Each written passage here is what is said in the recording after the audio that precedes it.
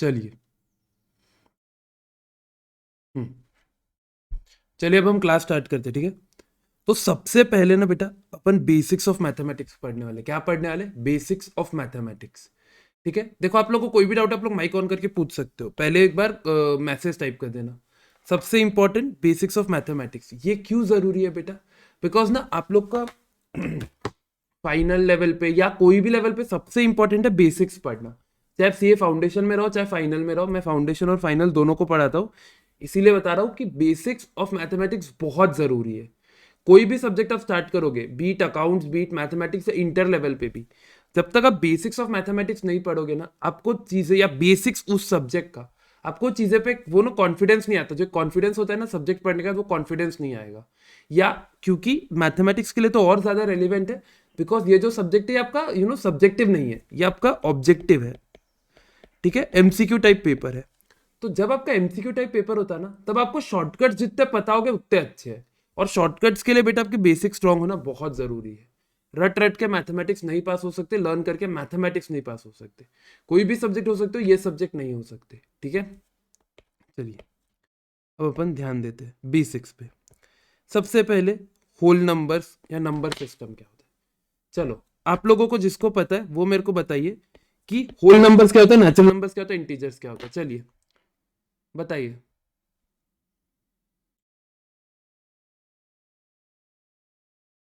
बताइए बताइए, whole numbers क्या होता है, नेचुरल नंबर्स क्या होता है, इंटीजर्स क्या होता है।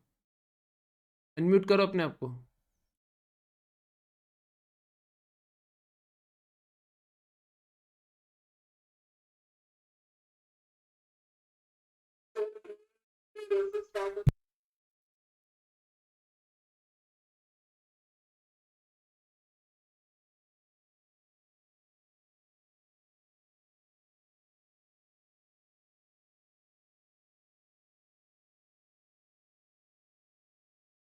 सॉरी, सब कुछ आपके नोट्स में लिखा हुआ है। नोट्स की लिंक आपको ड्राइव पे मिल जाएगी।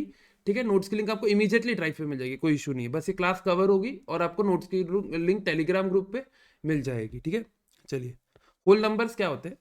ये वो पॉजिटिव नंबर्स होते हैं जो स्टार्टिंग फ्रॉम जीरो। देखो मैं कैसे याद करता था, होल होल मतलब होल, ऐसा होल याद रखना। होल काय में आता, जीरो में आता। तो 0 1 2 3 4, 0 1 2 3 4 ये होते हैं आपके होल नंबर्स। क्या होते हैं? 0 1 2 3 4 ये होते हैं आपके होल नंबर्स। ठीक है, नेचुरल नंबर्स क्या होते हैं बेटा? नेचुरल नंबर्स होल नंबर्स ही होते हैं, सिर्फ जीरो नहीं होता है। सिर्फ जीरो नहीं होता है। क्या नहीं होता है? जीरो नहीं होता है। जैसे 1 2 3 ये होते हैं आपके नेचुरल नंबर्स। और इंटीजर्स मतलब क्या होते हैं बेटा? सॉरी, पूरे के पूरे positive and negative numbers. Sir इसमें फ्रैक्शंस नहीं आता क्या? नहीं, ये देखो नोट्स में क्लियरली मेंशन्ड है।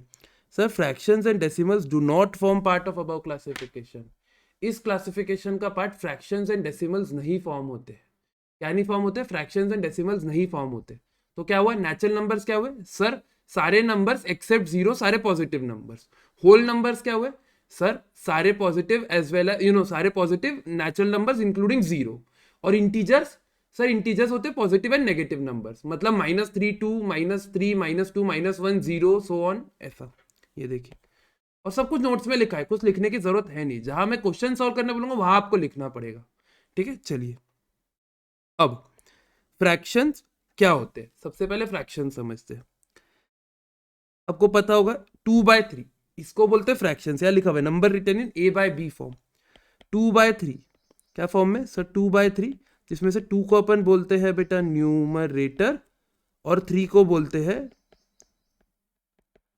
डिनोमिनेटर। क्या बोलते हैं? 2 को बोलते हैं, ये यहां से अच्छा इधर लिख लेता हूं मैं आपके लिए।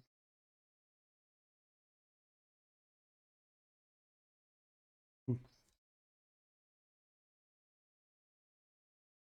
ठीक है, एक सेकेंड। चलिए, क्या फॉर्म है अपना? फॉर्म सिंपल है बेटा। फॉर्म क्या है सर? 2/3, जिसमें 2 को बोलेंगे बेटा न्यूमरेटर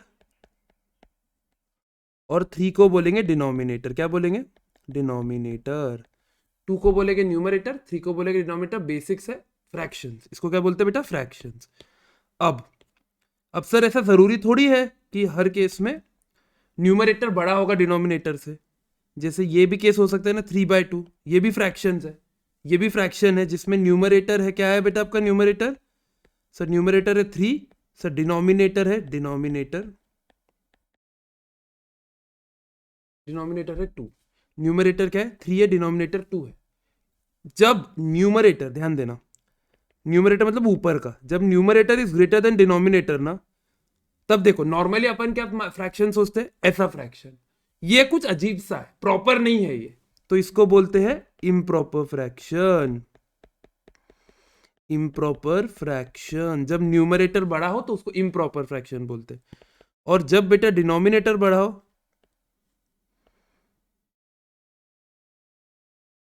न्यूमरेटर से, तो उसको बोलते हैं प्रॉपर फ्रैक्शन। क्या बोलते हैं? एक सेकेंड, उसको बोलते हैं प्रॉपर फ्रैक्शन। क्या बोलते हैं? Proper fraction. तो क्या क्या पढ़ा अपन ने sir? Fraction A bye B के फॉर्म में होता है, कलर चेंज कर लेता हूं मैं, फ्रैक्शन ए बाय बी के फॉर्म में होता है, यस सर। अब न्यूमरेटर, ऊपर वाले टर्म को न्यूमरेटर बोलते हैं, नीचे वाले टर्म को डिनोमिनेटर बोलते हैं। सर अगर न्यूमरेटर बड़ा रहा तो उसको बोलते इम्प्रॉपर फ्रैक्शन, क्योंकि वो प्रॉपर नहीं, अपने हिसाब से प्रॉपर मतलब न्यूमरेटर छोटा चाहिए, डिनोमिनेटर बड़ा चाहिए। तो सर डिनोमिनेटर बड़ा रहा, न्यूमरेटर छोटा रहा, तो उसको बोलते हैं प्रॉपर फ्रैक्शन। आइए आपके नोट्स देख लेते हैं, ठीक है, आइए आपके नोट्स देख लेते हैं। देखिए आपको 3 टाइप के फ्रैक्शन है, मिक्स फ्रैक्शन है, वो मैं इसके बाद समझा रहा हूँ, पहले ये दोनों पढ़िए। When denominator is greater than numerator, तो उसको क्या बोलते हैं? Proper fraction. अपन ने पढ़ा डिनोमिनेटर बड़ा रहा न्यूमरेटर से, यही एग्जांपल है 2/3, 28/37, 4/11, ये 4 उसके टाइप है, ठीक है। नेक्स्ट, इम्प्रॉपर फ्रैक्शन क्या होता है बेटा? जब numerator is greater than denominator. क्या है? Numerator is greater than denominator. 3/2, 27, इसी को मैंने उल्टा लिखा जानबूझ के, ताकि आपको समझे न्यूमरेटर डिनोमिनेटर क्या होते हैं। देखिए ठीक है। अब सर मिक्स फ्रैक्शन क्या होते हैं? अच्छा सर ये तो नया ही कुछ है। देखिए मिक्स फ्रैक्शन क्या होते हैं, ये देखो, ये इम्प्रॉपर फ्रैक्शन है ना, अपने को पसंद नहीं है यार इम्प्रॉपर फ्रैक्शन लिखना, अपने को, अपन हमेशा चाहते हैं कि न्यूमरेटर हमेशा छोटा रहे डिनोमिनेटर से। तो जब अपन इम्प्रॉपर फ्रैक्शन को कन्वर्ट करते हैं ताकि वो थोड़ा बहुत नॉर्मल लगे, उसको बोलते हैं मिक्स फ्रैक्शन। जैसे ध्यान देना इस पे, जैसे 1/2, ये एक टाइप का मिक्स फ्रैक्शन है। मतलब सर इसमें अपन यहाँ 1 लिखेंगे और फ्रैक्शन उसके बाद 1/2 लिखेंगे। अब सर इसको पढ़ते कैसा है? देखिए मैं आपको 2 तरीके समझा रहा हूँ। पहला, मिक्स फ्रैक्शन को कन्वर्ट करना है किस में? मिक्स को कन्वर्ट करना है इम्प्रॉपर में, और बेटा दूसरा इम्प्रॉपर को मिक्स में। ये 2 चीजें आपको इसीलिए समझनी है क्योंकि बहुत सारे आपके एमसीक्यूज में मिक्स टू इम्प्रॉपर कन्वर्जन या conversion to improper to mix है। क्वेश्चन आपका फ्रैक्शन इम्प्रॉपर आएगा, लेकिन अगर आपको मिक्स में कन्वर्ट करते नहीं आता आपको जमेगा नहीं, और वाइसा वर्सा भी ट्रू है, ठीक है। चलिए ध्यान देते हैं। सबसे पहले मिक्स टू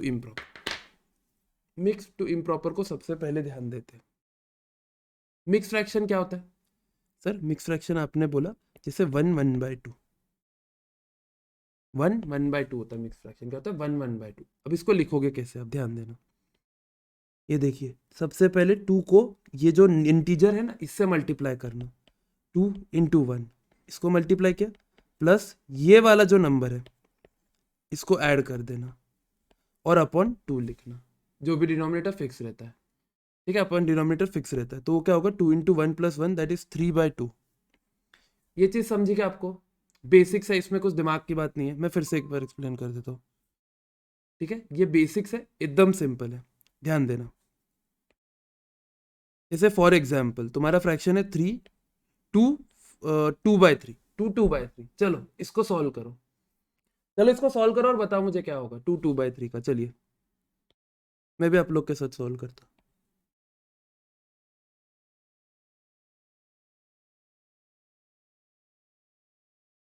क्या है आंसर? जल्दी बताओ आंसर क्या आया। अनम्यूट। 8/3, very good. और चलिए 8/3, ठीक है। देखिए ऐसे ही क्या आप लोगों ने सॉल्व, 3 × 2 मल्टीप्लाई किया, +2 किया होगा। हाँ सर किया तो ऐसा ही है। चलिए अब 2-3 मैं आपको ऐसे ही दे देता हूँ, होमवर्क अपन फटाफट करते हैं कि एग्जाम में फटाफट कैसे करना है। ये एक हो गया 4 5/6 और दूसरा 7, ये 2 हो गए। इसको अपन फटाफट करते हैं। 6 4 24, 29/6 और ये होगा 7 3 21, 23/3। समझा ये चीज? काफी फटाफट किया अपन ने ये चीज समझी क्या? सिंपल सी कन्वर्जन ऑफ, ये क्या है? Conversion of mix to improper. अब सर उल्टा देखते हैं। उल्टा क्या है सर? उल्टा है सर इम्प्रॉपर टू मिक्स्ड। क्या है? Improper to mix fraction. Improper से मिक्स में कन्वर्ट करना है। अब यहाँ ध्यान देना, इम्प्रॉपर से मिक्स करना है कोई भी। अब मैं जानबूझ के आपके लिए ये वाला इम्प्रॉपर फ्रैक्शन ले रहा हूँ 29/6, ताकि अपन क्रॉस वेरीफाई कर पाए। 29/6 क्या लिया? 29/6 आपका इम्प्रॉपर फ्रैक्शन है। अब आपने बचपन में डिवाइड सीखा होगा। हाँ सर डिवाइड तो सीखा है। 6 कितने जार 29 के आसपास आता? 6 1 जार 6, 6 2 जार 12, 6 3 जार 18, 6 4 जार 24। तो 6 4 जार आएगा आपका 24। क्या आएगा? 24 आएगा। Yes sir. अब इनको माइनस करना, तो 29 में से 24 बचा, 5 बचा। अब क्या होता है मैं बताता हूँ। अब फ्रैक्शन क्या बनेगा? ये जिससे डिवाइड करते हो ना, वो तो डिनोमिनेटर फिक्स है, वो तो फिक्स डिनोमिनेटर है। Yes sir. ये जो होता है, इसको 4 को अपन लिखते हैं इधर एज एन इंटीजर। यस। और जो रिमाइंडर बच गया, क्या बच गया बेटा? रिमाइंडर बच गया। रिमाइंडर को न्यूमरेटर लिख देने का। रिमाइंडर को न्यूमरेटर लिख देने का। नोट्स में भी देखो मैंने पूरा लिखा है, इसलिए आपको कुछ लिखने की जरूरत नहीं है। ये how to convert mix fraction into improper. ये how to convert mix fraction into improper. Multiply the integer by the denominator, मैंने पहली स्टेप बताई थी। Add numerator to step 1, then write the result of step 2 from the above denominator. सब कुछ लिखा हुआ है, आपको कुछ भी लिखने की जरूरत नहीं है। जो मैं क्वेश्चन सॉल्व करा रहा हूँ सिर्फ उतने ही करो, आपका हो जाएगा सीए फाउंडेशन का मैथमेटिक्स। वेरी इजी, कोई स्ट्रेस नहीं। चलिए अब इस पे ध्यान देते हैं। How to convert improper fraction into mix fraction. ये थोड़ा काम का है, इसमें अक्सर स्टूडेंट्स कंफ्यूज होते हैं। इम्प्रॉपर को प्रॉपर में कैसे कन्वर्ट करें?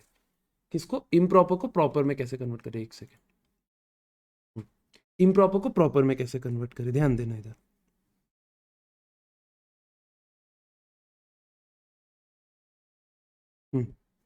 इम्प्रॉपर फ्रैक्शन है आपका कोई, फॉर एग्जाम्पल 24/5। अब सबसे पहले वापस 24 लिखो, उसको डिवाइड बाय 5 करना है।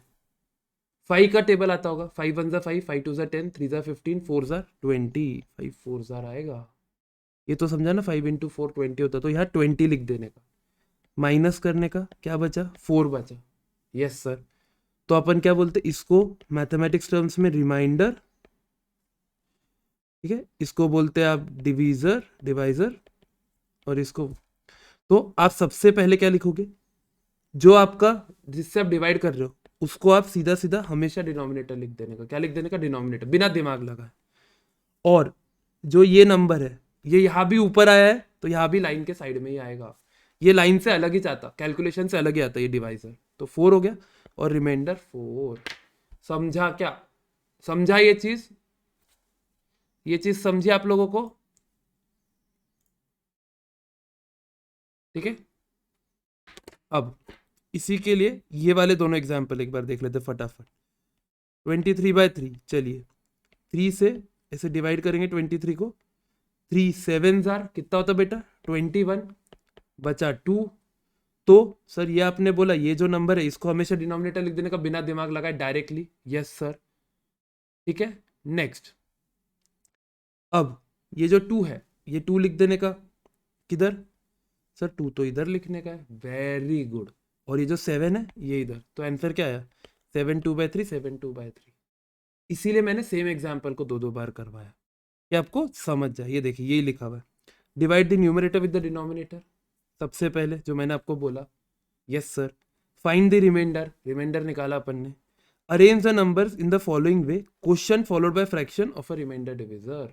यही सेम चीज अपन ने समझ ली है, सॉल्व करना। ये तो वर्ड्स में लिखना था इसलिए मैंने लिखा। समझा यहां तक? यहां तक का सबको समझा क्या? फिर अपन आगे बढ़ते। पहले बोल दो यहां तक का सबको समझा। यस यहाँ तक का समझा आप लोगों को?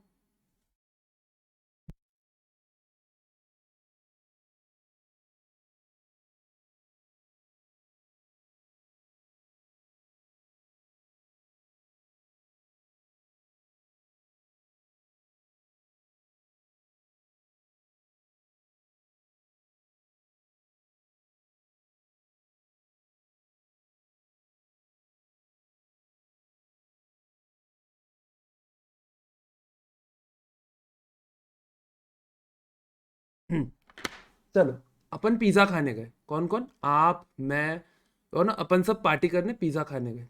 अब ध्यान देना इधर, ये जो मैं पढ़ा रहा हूँ ना, ये बेटा रियल लाइफ में ऐसा होता है। काहे में होता है? रियल लाइफ में ऐसा होता है कि आप लोग को समझे कि फ्रैक्शन का रियल लाइफ में क्या यूसेज है।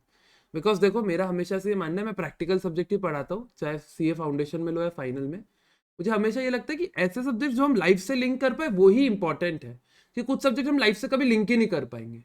ठीक है, अब ध्यान देना, तुम लोग पिज्जा खाने गए, टोटल आप बेटा 7 लोग हो। कितने लोग हो? 7 लोग हो। कितने लोग हो? 7 लोग हो। अब आप हर आदमी एक एक स्लाइस पिज्जा बुलाएगा। एक पिज्जा में बेटा 4 स्लाइस होती है, ध्यान देना इधर, ये देखिए। हाँ sir, slice 1, slice 2, slice 3, slice 4। आप 7 लोग हो, तो कितने स्लाइस पिज्जा बुलाएंगे सर? हम 7 स्लाइस बुलाएंगे। कैसे? 1, 2, 3, 4, 5, 6, 7, ये हो गए तुम्हारे 7 स्लाइसेस ऑफ पिज्जा। हाँ सर, ये तो होगा हमारे 7 स्लाइसेस ऑफ पिज्जा। तो टोटल तुमने 7 स्लाइसेस ऑफ पिज्जा बोला है, जिसमें से टोटल एक पिज्जा में कितने स्लाइस आते हैं? 4 स्लाइस आते हैं। तो रेशियो क्या हुआ बेटा? 7/4। क्या रेशियो हुआ? 7/4। ये फिजिकल सिग्निफिकेंस है, ये आपको एग्जाम में नहीं पूछेंगे। ठीक है, ये सिर्फ मैं आपको नॉलेज के लिए बता रहा हूँ।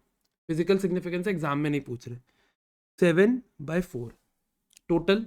7 स्लाइसेस खाने हैं तुम 7 दोस्तों को। टोटल एक पिज्जा में 4 स्लाइस होते हैं, तो फ्रैक्शन क्या हो? 7/4। अब इसी को दूसरे हिस्से समझो। एक तो पिज्जा तुमने पूरा बुला ही लिया है, ये देखो, एक पिज्जा तो तुमने पूरा बुला ही लिया 4 स्लाइसेस का। हाँ सर, एक पिज्जा पूरा बुला लिया। दूसरे पिज्जा में सर 4 स्लाइसेस होते हैं, लेकिन हमने ना 3 ही बुलाए। कितने बुलाए? 3 ही बुलाए हैं। कितने बुलाए हैं? 3 ही बुलाए हैं। तो पहला वाला तो पूरा बुला लिया, दूसरा वाला 3/4 बुला लिया। टोटल तुमने 1/3/4 पिज्जा बुला लिया। 1/3/4 पिज्जा बुला लिया। अब चेक करना ये दोनों सही है कि नहीं, तो देखो स्टेप्स। 4 × 1 + 3/4, दैट इज सर 7/4, तो दैट इज इक्वल टू ये, तो ये भी सही हो गया। सिंपल। देखो, ये है फिजिकल सिग्निफिकेंस की रियल लाइफ में कैसे सोचना। ठीक है, अभी तक तो अपन सिर्फ एग्जाम पर्सपेक्टिव रियल लाइफ है। ठीक है, यहां तक का समझा आपको? यहां तक का समझा क्या? बेसिक का, सिंपल सा फ्रैक्शंस का। कितने लोगों को ये पार्ट समझ गया बताओ? चलो बताओ, कितने लोगों को ये पार्ट समझ गया?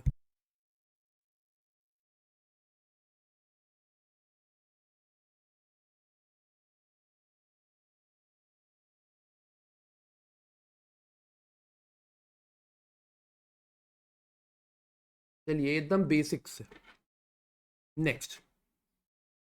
अब सर डेसिमल्स क्या होते हैं? बेटा कुछ भी नहीं, डेसिमल्स कुछ भी नहीं होते, मैं आपको बताता हूँ।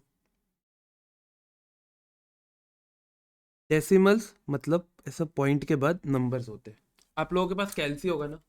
हाँ सर, कैलसी तो अलाउड है एग्जाम में, कैलकुलेटर अलाउड है। हाँ, मेरे को किसी स्टूडेंट ने पूछा था सर एग्जाम में कैलकुलेटर अलाउड है कि नहीं है। एग्जाम में कैलकुलेटर अलाउड है। चलिए ध्यान देते हैं।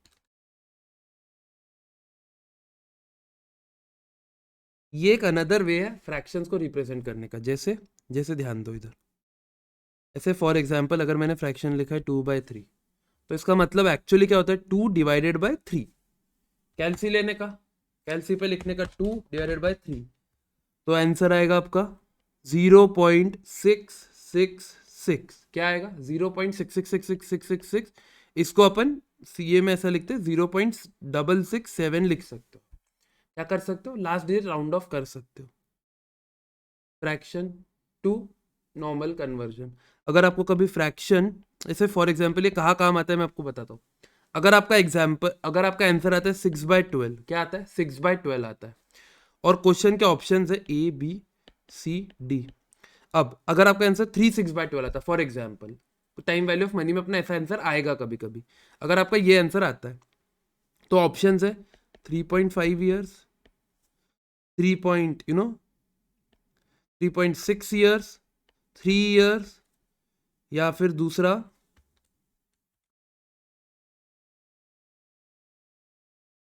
3.8 ईयर्स। क्या आंसर होगा इसमें बताओ। ये कब काम आने वाला है, जब आपका टाइम वैल्यू ऑफ मनी में 4 ऑप्शंस रहेंगे ना पॉइंट वाले, तब आप लोग को आएगा कि सर फ्रैक्शंस पूछा है, पॉइंट में कैसे करना। अब ध्यान देना इधर, 3 साल तो पूरे आंसर में आने ही है, तो 3 तो है ही आंसर। अब 6/12 को कन्वर्ट कर दो, चलो अपना कैलकुलेटर लो या 6 लिखो, इसको डिवाइड करो बेटा 12 से, तो आंसर आता 0.5। क्या आंसर आता 0.5, तो आंसर क्या होगा 3.5। आई नो आप लोग ये बोल रहे होगे सर इतना बेसिक्स तो हमें पता है। हाँ मुझे पता है, आपको पता है, लेकिन फिर भी बेसिक से स्टार्ट करेंगे एक बार। आपको पता है, एक ये मैं एग्जांपल हमेशा बताता हूँ। अगर फॉर एग्जांपल आप लोग मुंबई से दिल्ली जा रहे हो वाया फ्लाइट, आपको पता है फ्यूल अपना 50%, फ्लाइट अपना 50% फ्यूल कहाँ यूज करती है? 50% पूरे जर्नी का फ्यूल फ्लाइट कहाँ यूज करती है बताओ? पता है आपको? टेक ऑफ में। ये प्लेन है ना, सॉरी यार प्लेन की डायग्राम बहुत खराब हो गई। ये प्लेन है, इसके टेक ऑफ में, क्योंकि जितना स्मूथ आपका टेक ऑफ रहेगा बेटा, उतना अच्छा आपकी पूरी जर्नी रहेगी। Always remember this part. तो बेसिक्स पे ध्यान देना, जितना स्मूथ आपका बेसिक्स होगा उतना ही अच्छी आपकी ओवरऑल जर्नी होगी, समझ रहे हो? तो बेसिक्स पे फोकस करना, काय पे? बेसिक्स पे फोकस करो, ठीक है? चलिए एक सेकेंड। अब सर ये तो सिंपल सा कन्वर्जन हो गया, decimal to fraction, sorry fractions to decimal. हाँ सर, अब सर वाइसा वर्सा एक बार बता दो। अच्छा हाँ ये भी सही है सर, एक बार डेसिमल टू फ्रैक्शन का कन्वर्जन बता दो। इसकी सिंपल ट्रिक सुनो, एकदम सिंपल सी ट्रिक है, ज्यादा दिमाग नहीं लगाना, एकदम डायरेक्ट सी ट्रिक है, मैं बताता हूँ। देखो ध्यान दो इधर, फ्रैक्शन मेरा है जैसे फॉर एग्जाम्पल 0.235, अभी के लिए समझ लो ये फ्रैक्शन है, ये फ्रैक्शन। सबसे पहली स्टेप क्या लिखना, ये 235 यहाँ पॉइंट देके नीचे 1 लिख देना, ऐसा फ्रैक्शन लिखना, 0.235/1। क्या लिखना? ऐसा फ्रैक्शन लिखना। हाँ सर। अब अब आपको फ्रैक्शन से जितने डिजिट जाना है, एक डिजिट लेफ्ट जाना है। हाँ सर, तो यहाँ एक जीरो डाल दो। फिर एक डिजिट जाना है। हाँ सर, तो यहाँ एक और जीरो डाल दो। फिर एक डिजिट जाना है। हाँ सर, तो बेटा एक और जीरो डाल दो। तो आपका फ्रैक्शन क्या होगा? 235/1000। क्या फ्रैक्शन होगा? 235/1000। ये समझा के मैं आपको दो चीजें दे रहा हूं, अभी आप लोग सॉल्व करेंगे। 0.6381 और दूसरा 1.5432। चलिए आपको मैं 2 मिनट का टाइम दे रहा हूँ, ये दोनों सॉल्व करिए, क्या होता है इसका फ्रैक्शन फॉर्म बताइए। चलिए मैं भी सॉल्व कर रहा हूँ, जल्दी बताओ।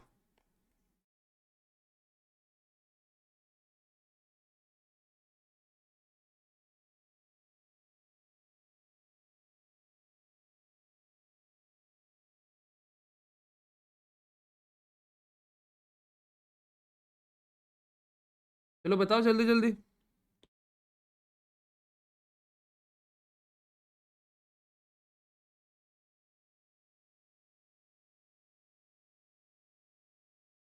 आया?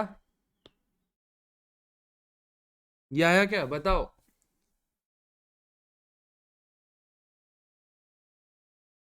ये समझा क्या आप लोगों को? पहले मेरे को बताओ यस और नो, यहां तक समझा क्या? Very good. 6381/10,000, 1515432/10,000, very good. और बाकी लोग? यस।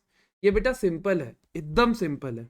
कोई भी फ्रैक्शन आया आपको 3.8541 ऐसा आया, और अपॉन सबसे पहले क्या करने का? सर ये जो फ्रैक्शन है 3.8541/1 लिख देने का, बिना दिमाग लगा। फिर एक डिजिट इधर गया, एक इधर जीरो, एक और इधर लेके जाना है, एक और इधर लेके जाना है, एक और इधर लेके जाना है, एक और। तो आया आपका 38541/10,000। सिंपल, बेसिक्स, कोई रॉकेट साइंस नहीं। नहीं सर, सिंपल बेसिक्स, कोई रॉकेट साइंस नहीं, एकदम सिंपल सा है, ठीक है? कोई दिमाग नहीं लगाना है, ठीक है? एकदम बेसिक, 38541/10,000, सिंपल। अब यही लिखा हुआ है मैंने आपके इधर, डेसिमल बाय 1 पावर स्टेप।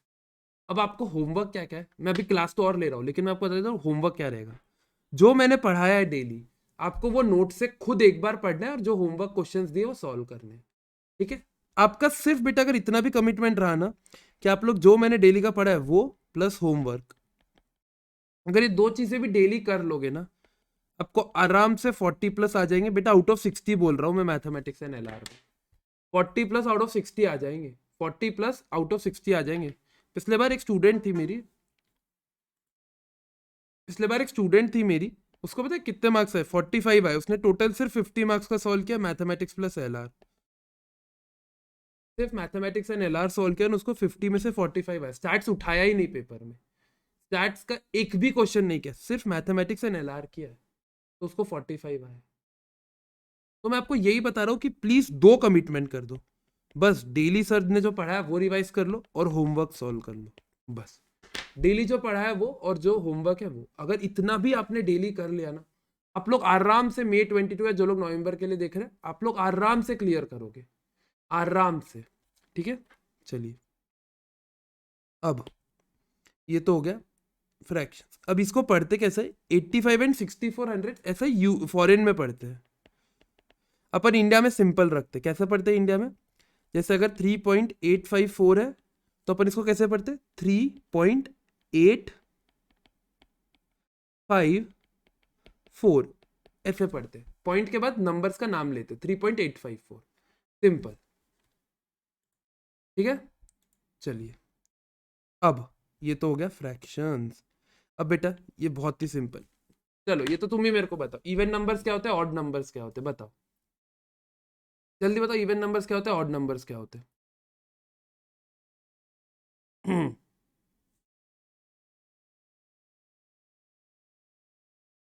चलो बताओ, इवन नंबर्स क्या होते हैं, ऑड नंबर्स क्या होते हैं? मैं रुका हुआ हूँ।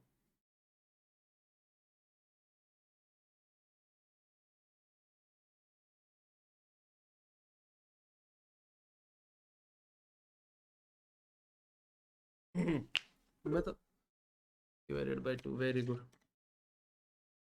डिविजिबल बाय 2 आर इवेंस, बाकी लोग ऑड, वेरी गुड। अब ठीक है, डिविजिबल बाय 2। अब आप लोग को जिसको 2 की डिविजिबिलिटी टेस्ट नहीं आती वो लोग भी ध्यान दो, एक सिंपल सा एग्जांपल देता हूँ, ट्रिक बताता हूँ, शॉर्टकट ट्रिक, शॉर्टकट ट्रिक ध्यान देना। शॉर्टकट ट्रिक सिंपल है, कोई भी नंबर हो, कितना भी बड़ा, 10 डिजिट का भी नंबर हो ना, 10 9 8 7 6 5 4 3 2, सिर्फ बेटा आखिरी डिजिट देखना। क्या देखना? आखिरी डिजिट, ये शॉर्टकट है, आखिरी डिजिट देखना। अगर बेटा तुम्हारा आखिरी डिजिट 2 4 6 8 या 0 ये रहा, क्या रहा? 0 2 4 6 8, तो बिना दिमाग लगाए उसको इवेंट डाल देने का। क्या डाल देने का? इवेंट डाल देने का, बिना दिमाग लगाए, खत्म। बिना दिमाग लगाए इवेंट डाल देने का, अगर आखिरी नंबर 0 2 4 6 8 रहा, ठीक है, बिना दिमाग लगा। सर ये हम क्यों पढ़ रहे हैं? तो बचपन में पढ़ा था, हाँ बेटा, लेकिन आपका एक चैप्टर आएगा पीएनसी। क्या आएगा? PNC, permutations and combinations. उसमें रहेगा इवन नंबर्स का सम बताओ, या ना एपीजीपी में रहेगा इवन नंबर्स का सम बताओ, ऑड नंबर्स का सम बताओ, even numbers between certain 2 digits देंगे। तो तब आपको समझना तो चाहिए इवन नंबर्स क्या होते हैं, ऑड नंबर्स क्या होते हैं। नहीं तो मतलब ही क्या रहा, अरे पूरा क्वेश्चन कर लिया लेकिन इवन नंबर्स ऑड नंबर्स ही नहीं समझा। इसीलिए ये जो बेसिक्स की क्लास है, ये आपको डायरेक्टली कहीं नहीं आएगा, लेकिन हर चैप्टर में थोड़ा थोड़ा कहीं ना कहीं रेफरेंस आ जाएगा। ये बेसिक्स जो है ना, ये खाने में नमक जैसा है। क्या है? खाने में नमक जैसा है। डायरेक्टली तो आपको ऐसा नहीं है कि सिर्फ कोई नमक की सब्जी बनाता, लेकिन अगर खाने में नमक नहीं है तो खाने का टेस्ट कम हो जाता है। सेम है ये सब्जेक्ट, ये बेसिकली जो अपन बेसिक्स पढ़ रहे हैं, सिर्फ ये खाने में नमक जैसा, हर जगह इसका इंपॉर्टेंस है, हर जगह इसका बहुत इंपॉर्टेंस है। ठीक है, चलिए अब ये दो नोट्स है, ये आप अच्छे से याद ही कर लो। क्या सर? ध्यान देना इधर। 0 is an even number, always remember that, and 1 is an odd number. जानबूझ के लिख दिया, यूजुअली स्टूडेंट्स कंफ्यूज होते हैं, इंस्टीट्यूट भी कंफ्यूज कराता है, माइंड इट, पीएनसी चैप्टर में इंस्टीट्यूट इस चीज पे कंफ्यूज करवाएगा कि 0 और 1 का क्या करना है। तो अभी ही बेसिक स्ट्रॉन्ग कर लो। क्या है बेसिक्स? सर 0 एक इवन नंबर होता और 1 एक ऑड नंबर होता। समझा क्या यहां तक? सिंपल। लेकिन ये पीएनसी चैप्टर में बहुत काम आने वाला है, इसीलिए मैं बोल रहा हूँ कि आप लोग आपके बेसिक स्ट्रॉन्ग रखो, कोई भी चैप्टर में इसमें से रेफरेंस आ जाएगा। तब मैं आपको बोलूंगा मैंने बेसिक्स में पढ़ाया था, ठीक है। चलिए अब ऑपरेशंस ऑन फ्रैक्शंस, इसीलिए बेसिक्स की क्लास में यूट्यूब पे भी रख रहा हूँ कि जिसको जब भी बेसिक्स देखना हो यूट्यूब पे आराम से देख सकते हैं, कोई इशू नहीं है। चलिए ऑपरेशंस ऑन फ्रैक्शंस, नाउ ये बहुत काम का है आपके लिए। ये जो ऑपरेशंस ऑन फ्रैक्शंस है ना, ये सबसे इंपॉर्टेंट है, ठीक है। इसीलिए इसके पहले मैं जो इजी टॉपिक है, क्योंकि इसमें थोड़ा दिमाग लगेगा आप लोग को, ध्यान दो। जो प्राइम एंड कॉम्पोजिट नंबर में समझा देता हूँ। ऑपरेशंस ऑन फ्रैक्शंस जो है वो अपन करेंगे 5 मिनट के ब्रेक के बाद। पहले इजी पार्ट कवर करते हैं, ठीक है। इजी पार्ट कवर करते, प्राइम एंड कॉम्पोजिट नंबर्स। बेटा प्राइम नंबर्स क्या होते हैं पता है आपको? प्राइम नंबर वो होते हैं जिसके सिर्फ दो फैक्टर हो, मतलब सिर्फ दो नंबर से डिविजिबल हो, one and the number itself, one and the number itself. जैसे जैसे सर को एग्जांपल बता दो। हाँ बेटा एग्जांपल देते, ये देखो एग्जांपल 1 और जैसे एग्जांपल 13 17। अब मेरे को बताओ 13 कौन से नंबर से डिविजिबल है? सर 1 से तो है, वेरी गुड। और क्या 13 13 से डिविजिबल है? बताओ क्या 13 13 से डिविजिबल है? हाँ सर। बीच में और कोई नंबर आता है क्या 1 से लेकर 12 तक जिससे 13 डिविजिबल होता है विदाउट लीविंग अ रिमाइंडर? बताओ मेरे को, कोई नंबर है ऐसा? नहीं सर, ऐसा तो कोई नंबर नहीं है। तो आपका 13 हो गया एक प्राइम नंबर। क्या हो गया? Prime number. क्या हो गया? 13 13 हो गया प्राइम नंबर। क्या हो गया? 13 13 हो गया एक प्राइम नंबर, ठीक है। वही 15 जो है, प्लीज कोई ऐसा मत बोलना सर सारे ऑड नंबर्स प्राइम नंबर्स होते हैं। नहीं प्रभु, ऐसा नहीं होता, ऐसा नहीं होता। प्राइम नंबर मतलब ऐसे नंबर जिसको अगर डिवाइड करोगे तो सिर्फ 1 से डिवाइड होगा या वो नंबर से डिवाइड होगा, बाकी कोई नंबर से डिवाइड नहीं होने वाला, समझा? अब ध्यान देते हैं। अब 15 देखिए, 15 1 से डिविजिबल है, यस सर। 15 3 से भी आपको पता होगा, 3 इंटू 5 15 होता, तो 5 से भी डिविजिबल हो गया और 15 से तो है ही है, तो 1 से तो है और वो नंबर से भी है, उसके अलावा और दो नंबर से 3 और 5। तो जब 1 और उस नंबर के अलावा किसी और से भी वो नंबर डिवाइड हो जाता विदाउट लिविंग रिमाइंडर, तो उसको बोलते कॉम्पोजिट नंबर। क्या बोलते? Composite number. क्या बोलते? Composite number. क्या बोलेंगे? Composite number. ध्यान देना, वही है। Has more than two factors which means apart from getting divided by the number one and itself.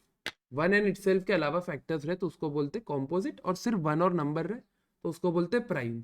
Basically जो प्राइम है वो कॉम्पोजिट नहीं है, जो कॉम्पोजिट है वो प्राइम नहीं है। ध्यान दो, जो प्राइम है वो कॉम्पोजिट नहीं है, जो कॉम्पोजिट है वो प्राइम नहीं है। समझा यहाँ तक? सिंपल। ये कहाँ काम आएगा बेटा? ये भी काम आने वाला है जब अपन पीएनसी पढ़ेंगे। ये सब बेसिक्स पीएनसी में बहुत काम आने वाले, इसीलिए प्लीज बेसिक्स बहुत स्ट्रॉन्ग करो। यहाँ तक का समझा? सिंपल। हाँ सर। अब अपन आते हैं बेस सबसे important, operations on fractions. Operation on fraction पे, ठीक है। मैं आपको नोट्स नहीं सीधा लिख के ही समझा रहा हूँ, ध्यान देना इधर। 2/3 प्लस, फॉर एग्जाम्पल सबसे पहले अपन एडिशन देख रहे हैं। एडिशन और सब्ट्रैक्शन यूजुअली साथ में जाते हैं, मल्टीप्लिकेशन डिवीजन अपन इसके बाद देखेंगे। सबसे पहले एडिशन एंड सब्ट्रैक्शन देखते हैं। 2/3 प्लस समझ लो आपका 4/5 को ऐड करना है अभी के लिए। हाँ सर, इन दोनों को ऐड करना है। अब सबसे पहले ना आपको क्या देखना है, ध्यान देना इधर मैं क्या बोल रहा हूँ। सबसे पहले देखना कि बेटा क्या डिनोमिनेटर सेम है क्या। पहली स्टेप क्या होगी सर? सबसे पहले अपने को देखना है क्या दोनों का डिनोमिनेटर सेम होता क्या। फर्स्ट स्टेप क्या होगी? क्या दोनों फ्रैक्शंस का डिनोमिनेटर सेम होता क्या। प्लीज कॉन्सेप्ट्स पे ढंग से ध्यान दो। क्या दोनों फ्रैक्शंस का डिनोमिनेटर सेम होता क्या? अगर यस है तो डायरेक्टली ऐड या लेस कर देना, अगर नहीं है तो ध्यान दो, जैसे इस केस में नहीं है, ये वाले क्वेश्चन में ऐड और लेस का नहीं है। हाँ, अब कुछ लोग बोलेंगे सर यार एलसीएम निकाल लो, एचसीएफ निकाल लो। बेटा उतना टाइम एग्जाम में रहने नहीं वाला। एग्जाम में फटाफट सॉल्व करना है कि टाइम पास करना है?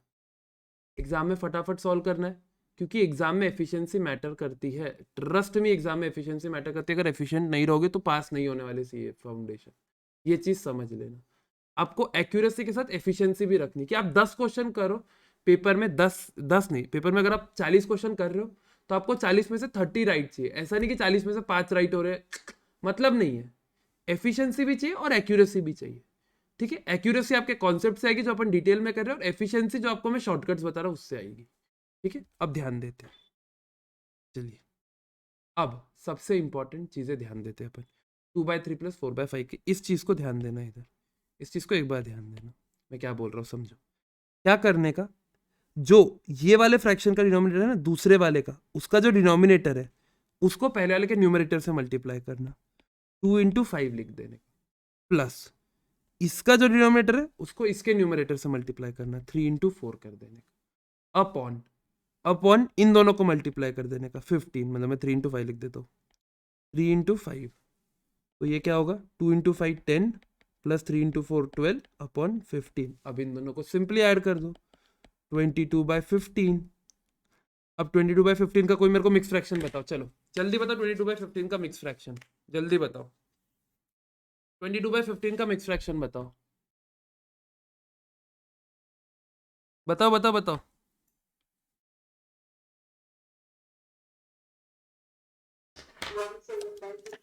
Very good, very good.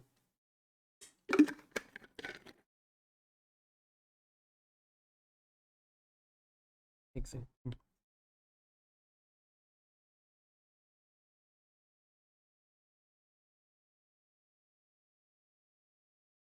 यही आया आप लोगों का आंसर, 17/15।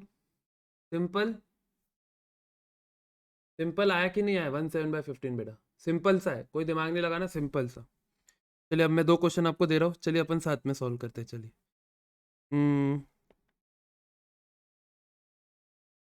एक ये वाला सॉल्व कर दीजिए, 5/4 + 8/4, और दूसरा मेरे को सॉल्व कर दीजिए 12/17 माइनस,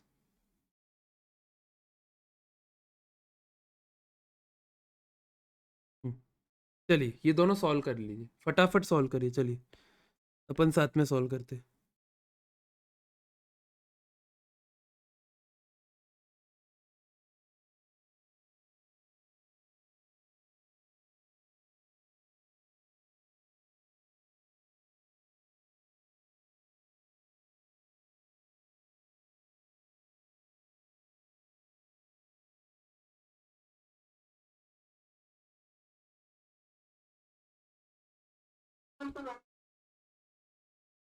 चलिए पहले का क्या आंसर आया,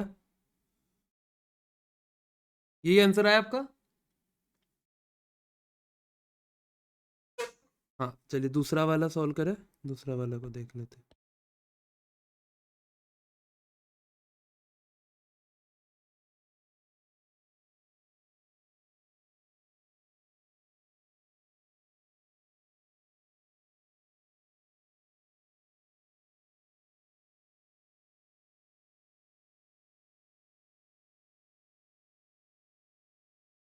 दूसरा वाला आया आंसर 15/238, सब्ट्रैक्शन है सिंपल।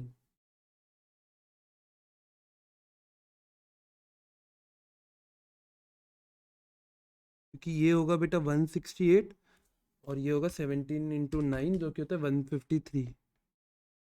इन दोनों को आप सब्ट्रैक्ट करोगे तो बचेगा 15/238। ये जमा सेकंड वाला कितने लोगों को, जमा आप लोगों को एक बार यस और नो टाइप कर दो, अगर माइक नहीं ऑन करने तो बोलिए एक बार। आ गया आ गया आ गया, यस सर। देखो सिंपल है, क्या ट्रिक है सर, सबसे पहले तो डिनोमिनेटर चेक कर लो। सर इस केस में तो सेम है डिनोमिनेटर, इस केस में डिनोमिनेटर सेम है, तो ज़्यादा दिमाग मत लगाओ, दोनों का डिनोमिनेटर सेम है, ऐड कर दो, स्ट्रेस नहीं है। इस केस में देखो दोनों का डिनोमिनेटर अलग है, तो सर स्टेप लगाने का, एक सेकेंड, अब इस केस में दोनों का डिनोमिनेटर सेम है तो स्टेप्स लगाने का।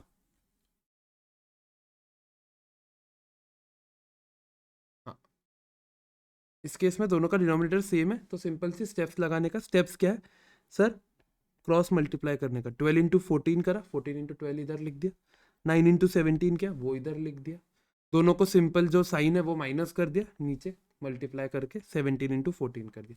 सिंपल, समझा, यही स्टेप्स मैंने इधर लिखी है।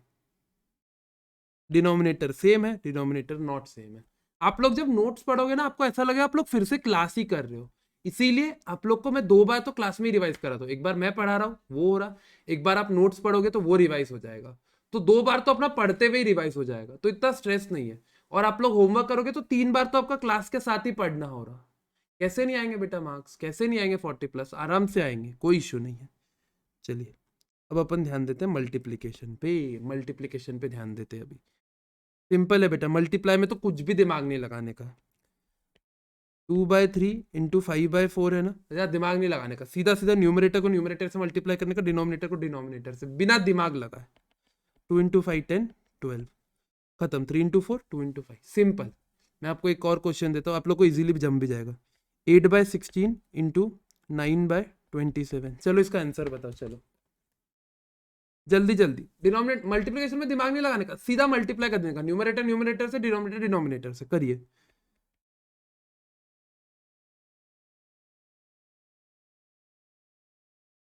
चलिए क्या आंसर आ रहा है बताना मेरे को।